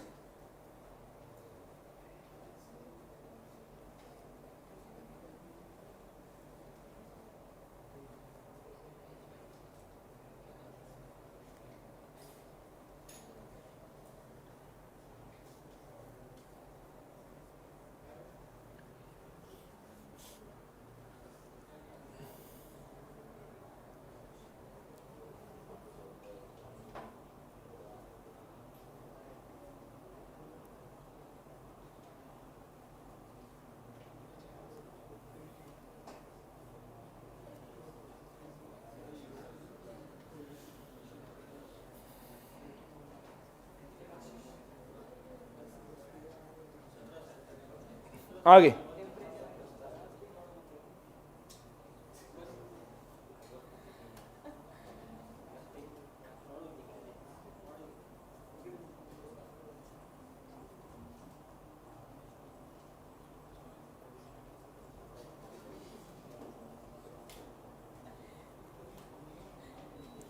देखो 10 रुपए का शेयर 12 रुपए में इशू हो गया, तो क्या करना है, 10 रुपए कहां पर डालेंगे, कैपिटल में, और 2 रुपए प्रीमियम में। क्रेडिट 2 रुपीज इन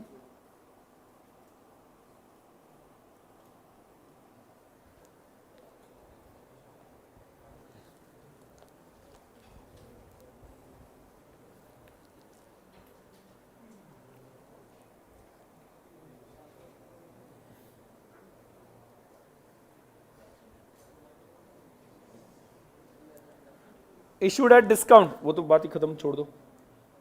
हाँ समझ आ गया। एंट्री क्या आएगी, bank account debit to share capital, अगर पूरा शेयर्स की पैसे मिल गए हो, एक्स्ट्रा मिले हो तो बैंक अकाउंट डेबिट 12 12 आ गए, to share capital 10, to securities premium 2।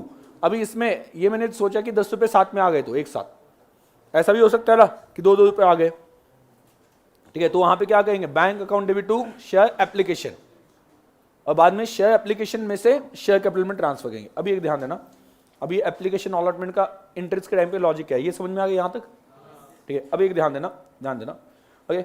जो पैसे आपको, मतलब मान लो ये कंपनी है, कंपनी को क्या मिल रहा है, ठीक है, एप्लीकेशंस आ रहे हैं, मतलब एप्लीकेशंस आ रहे, हाँ आ गए, हाँ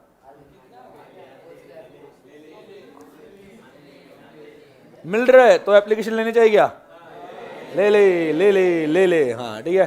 तो एप्लीकेशन मिल रहा है ना, लेने क्या, ले, हाँ ठीक है।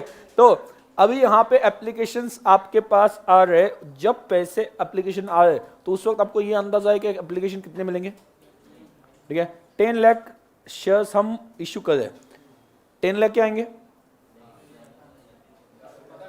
10 लाख क्या आएंगे, नहीं हाँ या ना बोलो, पता है, नहीं है, ठीक है। 12 लाख क्या आएंगे, नहीं पता, ओके। 8 लाख आएंगे, मतलब 8 लाख से भी कम हो सकते हैं, हो सकते हैं, ओके। बाद में 10 लाख हो सकते हैं, 12 लाख हो सकते हैं, यस। तो अगर ध्यान दो, ठीक से सुनो, ठीक है, पैसे एप्लीकेशन मनी आने से पहले मैं कुछ एंट्री कर सकता हूं क्या, नहीं, क्योंकि कुछ पता ही नहीं कितने आएंगे, कुछ भी पता नहीं है, ठीक है। लेकिन एक बार एप्लीकेशन मनी आ गया, वो शेयर्स अलॉट कर रहा हूं मैं, तो उस वक्त मुझे पता चलेगा क्या कि इतने शेयर्स के लिए लोगों ने अप्लाई किया, तो अलॉटमेंट पे इतना पैसा आएगा, यस। मतलब पहली जो एंट्री होगी ना, वो रिसीट की होगी एप्लीकेशन के टाइम पे, कि पैसे आ गए, उससे पहले कुछ नहीं कर सकते। बट अलॉटमेंट के टाइम पे पहली एंट्री जो होगी वो होगी ड्यू की, कि पैसे आने वाले हैं। क्यों, क्योंकि उस वक्त कंफर्म होता है कि इतने लोगों ने शेयर सब्सक्राइब किए, तो इसके ऊपर अलॉटमेंट मनी वो देंगे। और क्यों नहीं देंगे, वो देना ही चाहिए, क्योंकि उन्होंने पहला जो 2 रुपए दिया पर शेयर, मतलब 1000 रुपए दिए, अगर उन्होंने अगला पैसा नहीं दिया तो वो 1000 रुपए भी डूब जाएंगे, समझ आ गया, ठीक है। तो एंट्री पहले कैसे होती है, और एक बात ध्यान दो, इसमें से कुछ पैसे वापस करने पड़ सकते हैं, इसमें से कुछ पैसे वापस करने पड़ सकते हैं, यस करने पड़ सकते हैं ना, ठीक है। बाद में इसमें कुछ सिक्योरिटीज प्रीमियम आ सकता है, मतलब वो कैपिटल अकाउंट में डालना है क्या, सिक्योरिटीज प्रीमियम आया तो कैपिटल अकाउंट में डालना है क्या, नहीं, कहां पर डालना है, सिक्योरिटीज प्रीमियम अकाउंट में। मतलब ये जो पैसे आ रहे हैं ना, ओके, इसमें थोड़ी सी गड़बड़ है। एप्लीकेशन मनी में जो आया ना, वो सिर्फ शेयर कैपिटल का पैसा नहीं आ रहा, इट इंक्लूड्स शेयर कैपिटल का हिस्सा, it includes premium, it includes refund amount refundable, और it includes the amount which shall be adjusted against allotment, वो अभी बुलानी नहीं चाहिए थी। इस वजह से डायरेक्टली जो भी पैसा आ गया वो मैं शेयर कैपिटल में क्रेडिट नहीं कर सकता, पहले मैं रखूंगा एप्लीकेशन अकाउंट में, और बाद में एप्लीकेशन अकाउंट से एक एक निकालूंगा। एप्लीकेशन अकाउंट में कितना है उसे पहले क्या करूंगा, एंट्री वहां पे बता देता हूं, बैंक अकाउंट डेबिट टू, बोलो, टू शेयर एप्लीकेशन अकाउंट। क्यों ऐसा क्यों किया, डायरेक्टली शेयर कैपिटल में क्यों नहीं डाला, डायरेक्टली शेयर एप्लीकेशन अकाउंट में क्यों नहीं, कैपिटल में क्यों नहीं डाला, क्योंकि जो पैसा आ रहा है नॉट नेसेसरी कि वो सिर्फ कैपिटल का हो, उसमें प्रीमियम हो सकता है, उसमें रिफंड वाला पैसा हो सकता है जो रिफंड करना पड़ेगा, बाद में कुछ क्या हो सकता है, अलॉटमेंट में एडजस्ट करने वाला हो सकता है, ठीक है। तो अभी क्या एप्लीकेशन पूरा पैसा आ गया, इसमें से क्या करेंगे, ये एप्लीकेशन वाला पैसा उठा लेंगे सेकंड एंट्री में, शेयर एप्लीकेशन अकाउंट डेबिट, दूसरे एंट्री में टू शेयर कैपिटल, मतलब जितना कैपिटल का हिस्सा है वो कैपिटल में डाल दिया, टू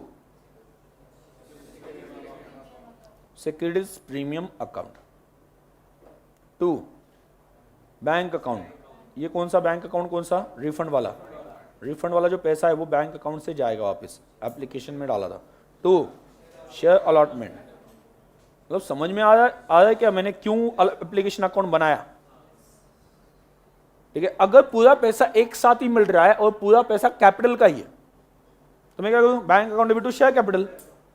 लेकिन पैसा मुझे इंस्टॉलमेंट में मिल रहा है और उसमें चांसेस ये कि कुछ एक्स्ट्रा मिलेगा, कम मिलेगा, रिफंड करना पड़ सकता है, कुछ अलॉटमेंट में एडजस्ट करना पड़ सकता है, तो पहले क्या करूं?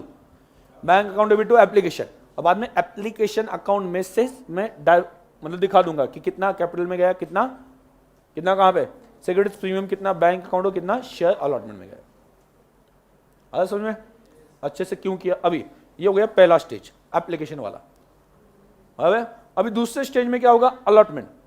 अभी अलॉटमेंट के टाइम पे कितने पैसे मिलेंगे कुछ अंदाजा है क्या? है ना अभी अंदाजा? क्यों? क्योंकि लोगों ने परचेस किए ना, अभी उन्होंने एप्लीकेशन में नहीं दिया तो अलॉटमेंट देंगे ही। मतलब अभी मुझे अंदाजा है ठीक से। किस बात का अंदाजा है? कि कितने पैसे मिलने वाले हैं। पहले अंदाजा नहीं था, इस वजह से मैंने वेट किया। किसके लिए? पैसे आने दो, बाद में एंट्री करेंगे। अभी मुझे अंदाजा पहले से ही कि कितने पैसे एक्सपेक्टेड है, तो अभी मैं कौन सी एंट्री पहले करूं? ड्यू की। मतलब ये जो सेकंड कैपिटल में ट्रांसफर करने वाली जो एंट्री है ना, वो अभी फर्स्ट आ जाएगी कि कैपिटल का इतना पैसा आ रहा है और किस वजह से आया? अलॉटमेंट के थ्रू। तो सेकंड एंट्री मतलब क्या? शेयर ड्यू की एंट्री पहले, share allotment account debit to share capital. ये पैसा आने वाला है, एक्सपेक्टेड है।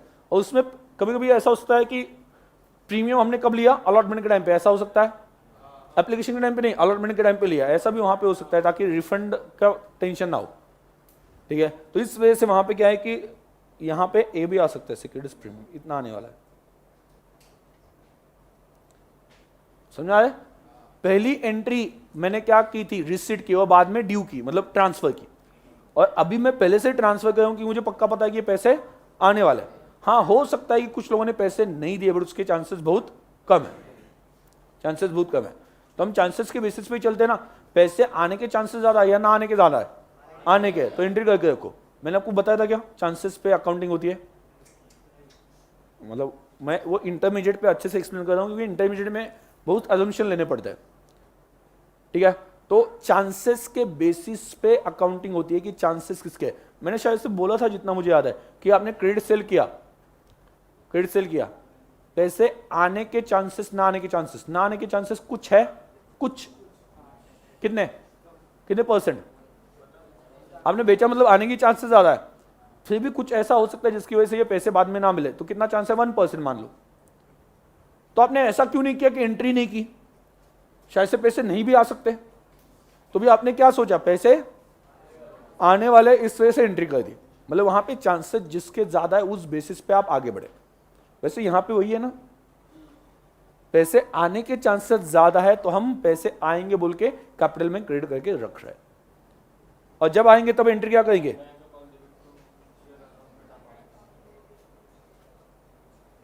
To share allotment account, to share allotment account. Clear? कोई डाउट है? Bank account debit to share allotment account, कोई डाउट है? पक्का? श्योर? ओके। मतलब आगे की एंट्री जो होगी, मतलब ये अलॉटमेंट की एंट्री होगी, आगे क्या होगा? फर्स्ट कॉल की। उसमें पहली एंट्री ड्यू की करोगे या रिसीव्ड की? ड्यू की। सिर्फ पहली बार हमें पता नहीं था कि कितने पैसे आने वाले, कुछ भी अंदाजा नहीं था। इस वजह से उस वक्त हमने क्या किया? पहले रिसीव्ड की एंट्री की और बाद में ट्रांसफर कर दिया अकाउंट में। बाकी सभी केसेस में आगे क्या करोगे? फर्स्ट कॉल के लिए क्या करोगे? क्या एंट्री बोलो? Share first call account debit to share capital, और प्रीमियम हो तो प्रीमियम को क्रेडिट। एंड अगली entry bank account debit to share first call. और लास्ट केस में क्या होगा? Share final call account debit to share capital, and दूसरा bank account debit to share final call account. Entry समझ में आ गई? देखो एंट्री ये आपको पहले से पता है, पर बहुत सी बार ये एंट्री क्यों करे ये पता नहीं होता है। मतलब ये सीक्वेंस ऐसा क्यों है? ठीक है, what I am trying to explain, मतलब जब मैं एंट्री करूंगा, जैसे फॉर फ्यूचर में आपको पता हो सकता है कि शायद से ये इसको डेबिट देना है इस वैल्यू से, बट वो बहुत सी बार ऐसा होता है कि रटा है कि हाँ नहीं इस अमाउंट से डेबिट कर दो, बट उस अमाउंट से ही क्यों डेबिट करना है, रीजन क्या है, वो मैं यहां पे एक्सप्लेन करूंगा। समझ आया मैं क्या बोल रहा हूँ? ठीक है, वो एक्सप्लेन करना मेरा काम है। फिर यहाँ पे बुक में वो चीजें वहां पे उस तरह से बताई नहीं जा सकती जाती है कि जहां पे आप समझ लो। बुक में क्या होता है, share capital shall be debited with called value. कौन से वैल्यू से डेबिट करना चाहिए? Called value. अब कॉल्ड वैल्यू से क्यों डेबिट करना चाहिए? फॉरफीचर के टाइम पे कॉल्ड वैल्यू से ही क्यों डेबिट करना चाहिए? हाँ, जितना मिला नहीं, ठीक है। आज तक ध्यान देना, आज तक एक ध्यान देना, आपने जब जब शेयर कैपिटल को क्रेडिट किया वो तब किया जब पैसे ड्यू है, आने वाले ड्यू। आप बोलोगे सर पहली एंट्री में ड्यू के टाइम पे नहीं आए, उल्टा, वो तो अच्छी बात है ना, रिसीव्ड के बाद में शेयर कैपिटल में ट्रांसफर किया। और बाकी एप्लीकेशन क्या, सॉरी अलॉटमेंट, और फर्स्ट कॉल के टाइम पे आपने क्या किया, ड्यू की एंट्री पहले की कि आने वाले मैंने बुलाए, आने वाले मैंने बुलाए, ओके, इसकी एंट्री पहले की और बाद में पैसे मिलने की एंट्री की। सही बोल रहा हूं? ठीक है। अभी जब मैंने ड्यू दिखा दिया, 3 इंस्टॉलमेंट मैंने बुलाए, पहले बुलाए 2 रुपए, बाद में बुलाए 3 रुपए और बाद में बुलाए 2 रुपए। अभी फर्स्ट कॉल चल रहा है, तो अभी तक मैंने शेयर कैपिटल अकाउंट में कितना क्रेडिट किया होगा? 7, बराबर ना? समझ में आया लॉजिक? क्यों? क्योंकि फर्स्ट कॉल के टाइम पे मैंने 2 रुपए की एंट्री करके रखी हुई ड्यू की, बट वो 2 रुपए आए नहीं, तो मैं फॉरफिट कर रहा हूं। तो फॉरफिट कर रहा हूं मतलब कि लोगों को जितने शेयर्स इश्यू किए उस वक्त मैं शेयर कैपिटल को क्रेडिट कर रहा था, क्यों? क्योंकि वहां पे शेयर होल्डर्स थे। अभी वो शेयर्स घूम के कंपनी के पास ही आए ना, तो शेयर कैपिटल उससे नहीं कह सकते, लोगों ने उसमें कैपिटल लगाया, ऐसा नहीं कह सकते। तो ऐसे केस में अगर मुझे ये फॉरफीचर दिखाना है तो शेयर कैपिटल में मैंने पहले जो क्रेडिट किया था वो क्या करना पड़ेगा? डेबिट करना पड़ेगा, रिवर्स एंट्री करनी पड़ेगी ना। पहले कितना क्रेडिट किया आज तक? 7, और ये 7 क्या है? जितने बुलाए थे उसी को ही मैं डेबिट कर रहा हूं। मतलब क्या? शेयर कैपिटल अकाउंट डेबिट, कौन से वैल्यू से? कॉल्ड। समझ आया मैं क्या बोल रहा हूं? ठीक है। तो ये बातें हमें बेसिकली समझ के लेनी है कि एंट्रीज क्यों ऐसी चल रही है, या एग्जैक्टली एंट्रीज ऐसी क्यों करनी। यहां तो कोई डाउट है? नो। अभी यहां पे ये सिमिलर फॉर क्या? सिमिलर क्यों सिर्फ नाम चेंज होता है? Similar for first call and final call.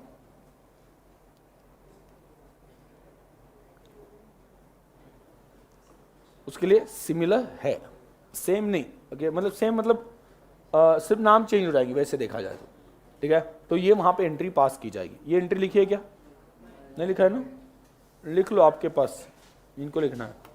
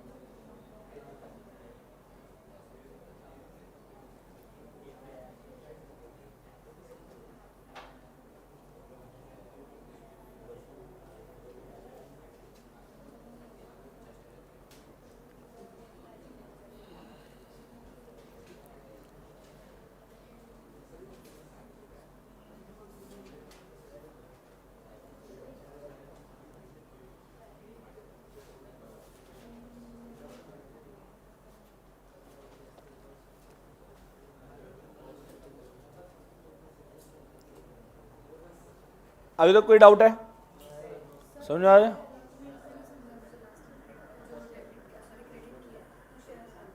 मतलब शेयर अलॉटमेंट से आएंगे ऐसा बोला था ना? हाँ, ओके, ये अलॉटमेंट वाला, ये वाला भाई देखो, देखो यहाँ पे जो एप्लीकेशन पैसे आए थे ना, ओवर सब्सक्राइब हो गया था। तो ओवर सब्सक्राइब हो गया तो हमने क्या किया? प्रोरेटा अलॉटमेंट किया। तो प्रोरेटा अलॉटमेंट करने के बाद में कुछ पैसे जो है उनके वापस करने थे, बट हम वापस नहीं करे। हम क्या बोल रहे हैं? आपकी जो अलॉटमेंट अमाउंट आने वाले ना उसमें एडजस्ट कर देते हैं। तो हमने तब तक के लिए अभी एडजस्ट कर दिया, अलॉटमेंट अकाउंट में रख दी, और बाद में जब अलॉटमेंट का हो जाएगा उसमें एडजस्ट हो जाएगा। वो कैसे मैं आपको, हाँ सेकंड इंस्टॉलमेंट में एडजस्ट हो जाएगा। वो एग्जैक्टली कैसे, वो प्रॉब्लम के टाइम पे और अच्छे से मैं समझा दूंगा। जब सामने अमाउंट हो, शेयर्स हो, तो उस वक्त तो अच्छे से और समझ में आ जाएगा। अभी सिर्फ ओवरऑल मैं आपको बता रहा हूँ कि एंट्री कैसे करनी है। क्लियर? ऑब्वियसली प्रॉब्लम सॉल्व करेंगे तो उस वक्त मैं एक्सप्लेन करूंगा कि ये पैसे यहाँ पे गए, क्या होगा आगे, ये सभी चीजें तो हम देखेंगे।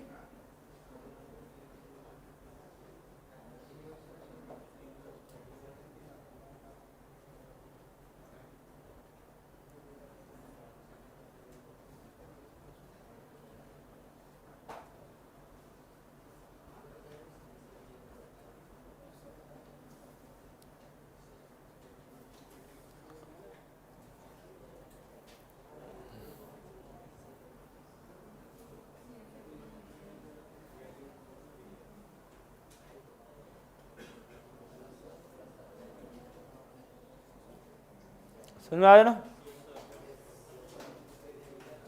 कोई डाउट नहीं है? टैलेंट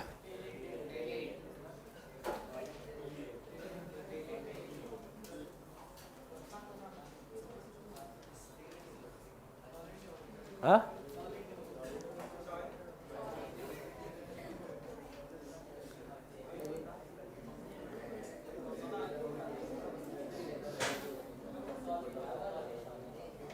लिखा?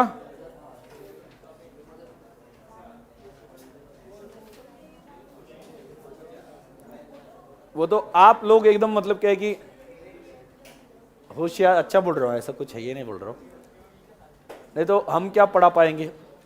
ठीक है, हम तो ऐसे ही कुछ तो भी बड़बड़ कर लेते हैं, आप लोगों को समझ में आ जाता है। हाँ, यहाँ पे आके कुछ तो भी बातें करके जाते हैं, आप लोगों को समझ में आ जाता है। हमें कहाँ पे पढ़ाना आता है? ठीक है, मैं थोड़ी ना सीए हूँ पढ़ाने के लिए, पढ़ाना आने के लिए। ठीक है, नहीं ऐसा लोग कहते हैं कि नहीं वो सर सीए नहीं है तो कैसे पढ़ाएंगे, पढ़ाना आता है कि नहीं आता है, ऐसा बोलते हैं। इस वजह से मैंने बोला कि क्या पता मोह है नहीं, बट डेफिनेटली मैं अभी जिस लेवल पे पढ़ा रहा हूँ, ठीक है, उस लेवल पे पढ़ाने के लिए जो डिग्रीज रिक्वायर्ड है, ठीक है, वो तो डिग्रीज ऑलरेडी लिए, विच इज सीएमए फाइनल में आप देखते हो तो सिलेबस जो है अकाउंट्स का वो वही है जो आप सीए फाइनल में पढ़ते हो। ठीक है, और इस लेवल पे पढ़ाने के लिए वहाँ पे क्या है कि ऑब्वियसली सीए में कोई भी प्रोफेशनल डिग्री हो, ठीक है, that is more than sufficient. But लोग बोलते हैं, ठीक है, कि बोलने में क्या है, मतलब बोलने में सिर्फ मुंह खोलना है, ठीक है, बाकी क्या लगता है। हाँ ठीक है, इस वजह से मैं हमेशा बोलता हूँ कि मुझे कहाँ पे पढ़ाना आता है, ये तो स्टूडेंट्स अच्छे हैं, स्टूडेंट्स समझदार है, इस वजह से उनको समझ में आता है, मैं कहाँ पे कुछ करता हूँ। ठीक है, हाँ, बट ये भी कॉन्फिडेंस है कि कितना भी डिफिकल्ट कंसेप्ट आ जाए वो समझ में आएगा ही। कंपनी अकाउंट में कुछ भी आ जाए, कैपिटल रिजर्व, अरे अरे लेना है, कहाँ पे बैग पैक कर रहे हो, ठीक है, टाइम है बहुत। हाँ, मतलब सच में अगर वो भी फीडबैक लेना हो आगे इंटरमीडिएट का, अरे इंटरमीडिएट के स्टूडेंट ने कुछ फीडबैक दिया कि नहीं आप लोगों को? इनको बोला होगा, समझ में आया नहीं आया, कुछ तो भी बोला, कैसे लग रहा है? अच्छा लग रहा है? हाँ? क्या इंटरमीडिएट के लिए यहीं पे लगाओ, ऐसा बोला क्या? थैंक यू, मेरा घर चलेगा, थैंक यू हाँ, मतलब अच्छा लगता ना, मतलब घर चलेगा, कोई प्रॉब्लम नहीं। ओके, तो इस वजह से तो अरे आने तो दो पैसे पहली पार्टी, ठीक है, हाँ ध्यान दो, चलो ध्यान दो यहाँ पे फॉर फ्यूचर, चलो मतलब फॉर फ्यूचर मेरे, चलो चल वहां जाते हैं, चल वहां फॉर फ्यूचर करने, चल वहां जाते हैं। हाँ, तो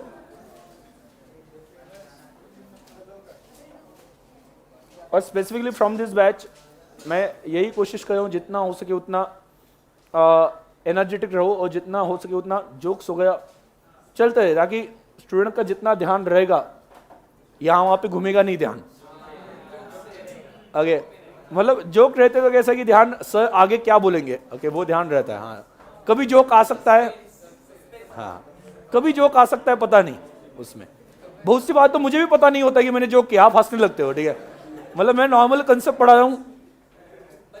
अभी कल ही मैंने एबनॉर्मल लॉस का बता दिया ना, ऐसी कोई भी लॉस जो अवॉइड किया जा सकता था प्रिकॉशन लेके। मैं कंसेप्ट पढ़ा रहा हूं, आप हंस रहे हो। तो चलो, हाँ ध्यान देना, सभी ध्यान देंगे। फॉर फ्यूचर में ध्यान देना। मैं एक एग्जांपल लेके चलता हूं, एक शेयर का एग्जांपल। कितने? एक शेयर, ठीक है। ओके, साला एक शेयर, ओके साला एक शेयर, ओके उसका भी हम फॉर फ्यूचर कर सकते हैं, ठीक है। ध्यान देना, साला एक मच्छर वाला नहीं बोल रहा हूं, साला एक शेयर, ओके उसके पैसे नहीं मिले तो उसका भी फॉर फ्यूचर करना पड़ सकता है। एक शेयर का एग्जांपल लेंगे, ठीक है। ध्यान देना, मैं जो भी बोल रहा हूं that is only about the one share. मुझे आपका कंसेप्ट क्लियर करना है, ठीक है। फॉर फ्यूचर की एंट्री कैसे बनती है ये आपको समझाना है, ध्यान देना, ठीक है। तो हाँ ठीक है, ध्यान देना। पीछे क्या चल रहा है, इतना क्यों आवाज आ रहा है?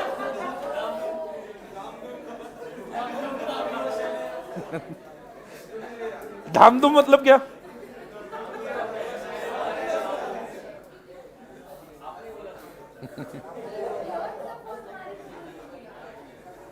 मैं कुछ भी बोलता हूं उसे आप वहां पे फैला देते हो, धाम धूम, ठीक है। हाँ ठीक है, ध्यान दो, चलो यहां पे ध्यान दो। Okay, taking example of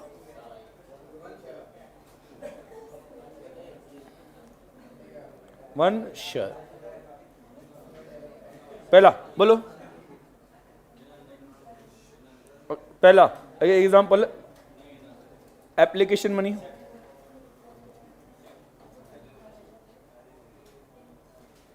to allotment,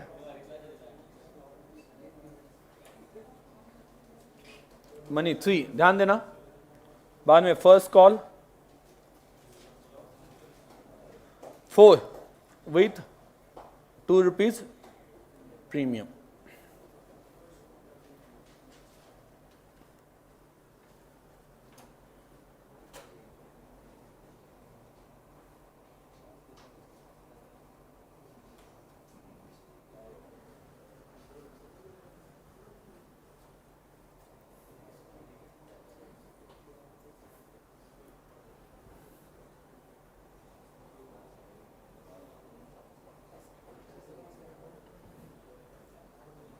हाँ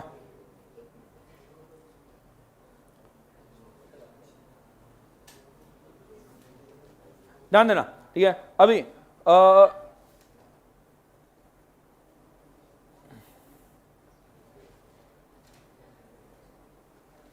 allotment money, situation 2, situation 1,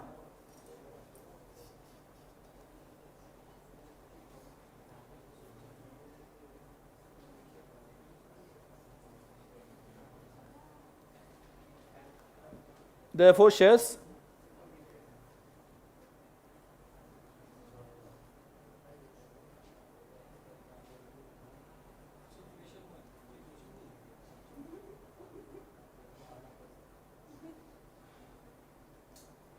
sorry, first call money not received,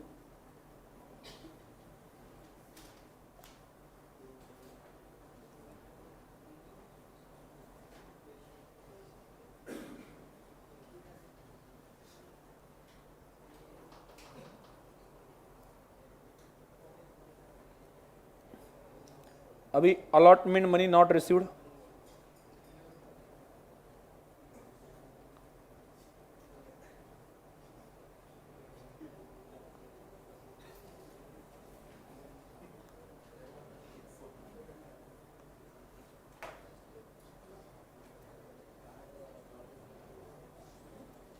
तो मैं क्या करता हूं, थोड़ा सा पास्ट में जाता हूं। पहले एंट्री क्या की थी, previous entries,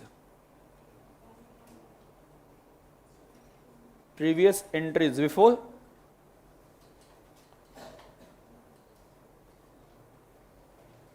for future. Previous entries क्या की थी, पहले एंट्री, पहले एक ही शेयर की एंट्री बतानी है। पहले क्या की थी, बैंक अकाउंट डेबिट कितना, 2 2 शेयर एप्लीकेशन कितना 2, बाद में क्या शेयर एप्लीकेशन अकाउंट डेबिट कितना, share application account debit 2 share, fast लिख रहा हूं मैं क्योंकि हमें ये कंसेप्ट पे ध्यान देना ही नहीं है, हमें फॉरफीचर पे आना है, ठीक है। और अलॉटमेंट के टाइम पे क्या किया, ये वही पहले शेयर रिसीव्ड की एंट्री पहले की या ड्यू की एंट्री पहले की, अलॉटमेंट में ड्यू की ना एंट्री क्या आती है, share allotment account debit, allotment account debit 2 share capital, ठीक है, शेयर कैपिटल। अब यहां पे देखना, ठीक है, कितना हो गया 2 नहीं 3 है। हमने क्या सोचा था 3 रुपीज मिलेंगे, बट मिले क्या पहले सिचुएशन में, मिले क्या, नहीं मिले। तो नहीं मिले इसका मतलब क्या, हमने ये शेयर कैपिटल में जो अमाउंट डाल के रखा था 2 रुपए और 3 रुपए 5 रुपए बुलाए, वो शेयर्स हम फॉरफिट कर रहे हैं। अब ये फॉरफिट कर रहे तो एग्जैक्टली सिचुएशन क्या है, हमारे पास एक्चुअल में 2 रुपए आ गए, हमने बुलाए थे 5 रुपए जो शेयर कैपिटल को क्रेडिट करके रखे थे, बराबर ना, क्रेडिट कितना किया है 5 रुपए क्रेडिट किया, और वही शेयर्स हम वापस ले। तो ऐसे केस में ये शेयर कैपिटल में दिखाना सही बात नहीं है, क्लियर, क्योंकि शेयर्स इश्यू नहीं किए अपने पास वापस आ गए। तो उस केस में हम एंट्री क्या करते हैं, जब शेयर्स इश्यू होते हैं तभी शेयर कैपिटल को क्रेडिट देना है, वापस ले लिए तो रिवर्स कर देना है। अभी रिवर्स कैसे करूंगा मैं, बोलो, फॉर फीचर, बोलो, शेयर कैपिटल अकाउंट डेबिट कितना है 5, समझ में आ गया 5, क्लियर। आगे कौन सा अकाउंट ओपन है, शेयर अलॉटमेंट अकाउंट में क्या लिखा था 2 3 रुपए आएंगे, मेरे अलॉटमेंट अमाउंट आएगी, हाँ मेरे एप्लीकेशन अलॉटमेंट आएंगे, ओके ऐसा लिखा था, ठीक है, करण अर्जुन आएंगे, पता है ना। वैसे हमने क्या सोचा था, एप्लीकेशन अलॉटमेंट आएंगे, आए क्या, नहीं आए, ठीक है। तो ऐसी केस में मुझे वो भी रिवर्स करना पड़ेगा ना, अलॉटमेंट नहीं आया, उसे डेबिट देकर रखा था बट मिला ही नहीं ना, अगर मिल जाता तो एंट्री क्या होती, bank account debit to share allotment, मतलब रिवर्स हो जाता। मतलब अभी अलॉटमेंट अकाउंट में क्या दिख रहा है, बैलेंस दिख रहा है, तो 2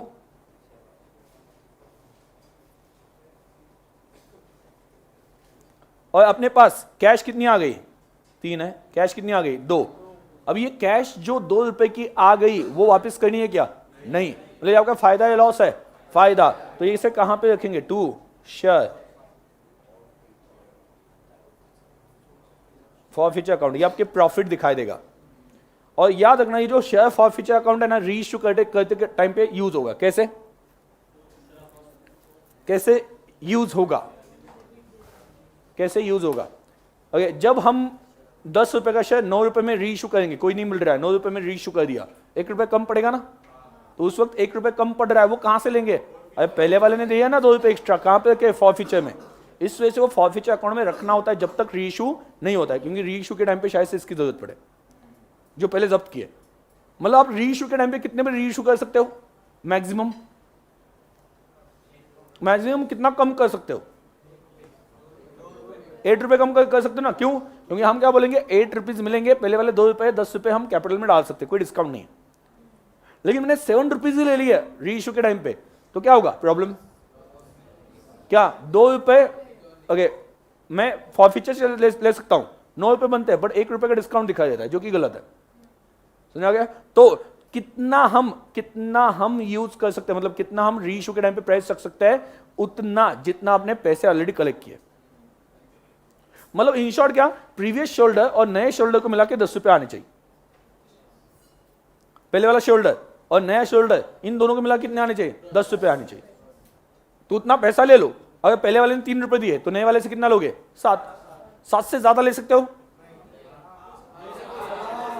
7 से ज्यादा ले सकते हो, यस ले सकते हो, उससे कम मत लो, ठीक है, कम नहीं चलेगा, ज्यादा चलेगा, आप ज्यादा ले लो, ठीक है। अब यहां अगली बात कि मैंने पहले वाले जो शोल्डर थे उससे 3 रुपए ले लिए और नया जो है उसके पास से 9 रुपए ले लिए, टोटल कितना हो गया 12, उसमें से 10 तो मैं कहां पर डालूंगा, कैपिटल अकाउंट में, क्योंकि फॉरफिट किया तो कैपिटल को डेबिट किया, रिवर्स किया, अभी री इश्यू कर रहे हो तो फिर से कैपिटल में डालना पड़ेगा ना 10 रुपए, तो ऊपर के 2 रुपए फायदा है क्या, फायदा है ना, फॉरफिट करके फायदा हो गया, अभी कहीं पे उसका यूज नहीं है, तो वो कहां पे डालू मैं, कैपिटल रिजर्व। कैपिटल रिजर्व में डालने का बहुत सिंपल फॉर्मूला है, फॉर्मूला क्या है, नए शेयर होल्डर ने कितने दे दिए 9, पुराने शेयर होल्डर ने कितने दिए 3, कितना हो गया 12, कितना डालना है कैपिटल में 10, ऊपर कितना है 2 कहां पे भेज दो कैपिटल रिजर्व। ये सच में आपका फायदा है। शेयर फॉरफीचर में अभी जो पैसा डालना है वो फायदा है कि नहीं ये पता नहीं चलेगा, कब तक, जब तक शेयर्स री इशू नहीं होते। एक बार शेयर्स री इशू होने तो आपको पता चलेगा कितने पैसे कम पड़ रहे थे और कितने यूज हो गए। फॉरफीचर में अभी पैसा रखा मैंने 2, ये फायदा मान सकता हूं क्या, अभी मत मानो। हाँ सर आगे जाके अगर वो शेयर्स री इशू होते 10 रुपए पे तो चलेगा, 10 रुपए पे हो गए, पूरा कैपिटल में डाल दिया, ये 2 रुपए बच गए, 2 रुपए कहां पे डालेंगे कैपिटल रिजर्व में। आगे हमने पुराने शेयर होल्डर से लिया था 5 रुपए, अलग अलग सिचुएशन 5 रुपए, नए शेयर होल्डर से आपने लिया 8 रुपए, क्या हो गया टोटल कलेक्शन कितना किया 13, उसमें से शेयर कैपिटल में कितना जाता है 10, एक्स्ट्रा कितना बचा 3, क्या ये मेरा प्रॉफिट है सच में, यस, क्योंकि शेयर्स री इशू भी हो गए। शेयर जब तक री इशू नहीं होते ना तब तक जो फॉरफिट किया अमाउंट वो प्रॉफिट नहीं मान सकते, ठीक है, मतलब 5 रुपए फॉरफिट किए तो ये फॉरफिट किए हुए 5 रुपए में प्रॉफिट है कि नहीं री इशू के बाद में पता चलेगा। बराबर, री इशू होने तक वो वहीं पे ही रहने चाहिए, और एक बार री इशू हो जाए उसके बाद भी आपको प्रॉफिट दिखाई दे रहा है, ठीक है, तो वो आपका क्या है सच में प्रॉफिट है, वो कैपिटल रिजर्व में डाल दो। क्लियर, कोई डाउट है, नो, ठीक है। तो यहां पे दूसरे साइड पे क्या होगा, मैं सिर्फ अमाउंट लिख देता हूं 2 सेम है ना एंट्री, सेम, यहां पे भी क्या सेम एंट्री, मतलब एप्लीकेशन नहीं 2, हाँ एक मिनट, अरे दूसरे सिचुएशन में मैंने क्या लिया, सिर्फ फर्स्ट कॉल भी आ गया, नहीं फर्स्ट कॉल बुलाया ऐसा मैंने लिखा, ठीक है, तो पहले 2 एंट्रीज तो सेम ही रहने वाले ना, ठीक है, पहले 2 एंट्रीज तो सेम ही रहने वाले, और अगली एंट्री ये भी सेम ही है, अलॉटमेंट की 3 राइट। अगला अभी यहां पे देखो सेकंड में मैंने क्या बोला, फर्स्ट कॉल नहीं मिला, मतलब अलॉटमेंट तो रिसीव्ड है ना, तो अलॉटमेंट रिसीव्ड की एंट्री बोलो, बैंक अकाउंट डेबिट कितना 3, 2 शेयर अलॉटमेंट अकाउंट कितना 3, उसके बाद में आगे अलॉटमेंट का भी पैसा आ गया, कोई टेंशन नहीं। सेकंड सिचुएशन में फर्स्ट कॉल नहीं मिला, तो फर्स्ट कॉल नहीं मिला तो फर्स्ट कॉल ड्यू की एंट्री पहले करेंगे ना, तो ड्यू की एंट्री बताओ, शेयर फर्स्ट कॉल डेबिट कितना 4, प्रीमियम इंक्लूड है, 2 equity capital account share capital लिख देना, 2 शेयर कैपिटल कितना है 2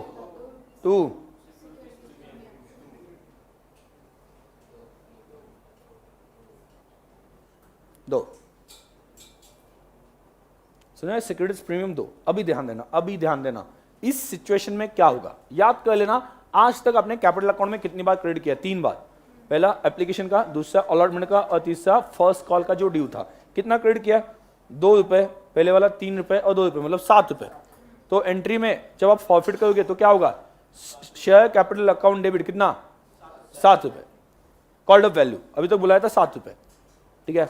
आगे सिक्योरिटीज प्रीमियम मिला है क्या, नहीं, लेकिन मैंने यहां पे क्रेडिट देख रखा 2 रुपए मिलने वाला है, अभी जो एंट्री की थी ना फर्स्ट कॉल की, उस वक्त ने सिक्योरिटीज प्रीमियम में क्रेडिट देख रखा ना कि पैसे मिलेंगे, मिले क्या, नहीं मिले, मतलब नहीं मिले फिर भी सिक्योरिटीज प्रीमियम अकाउंट में क्रेडिट कर दिया, तो ये गलत है ना, तो क्या करेंगे सिक्योरिटीज प्रीमियम अकाउंट को भी डेबिट देंगे, ठीक है। तो एंट्री क्या आ जाएगी, फॉर फ्यूचर लिख दो,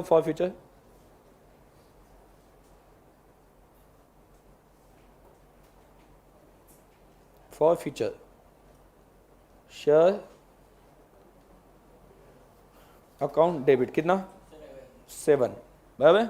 आगे शेयर नहीं सिक्योरिटीज प्रीमियम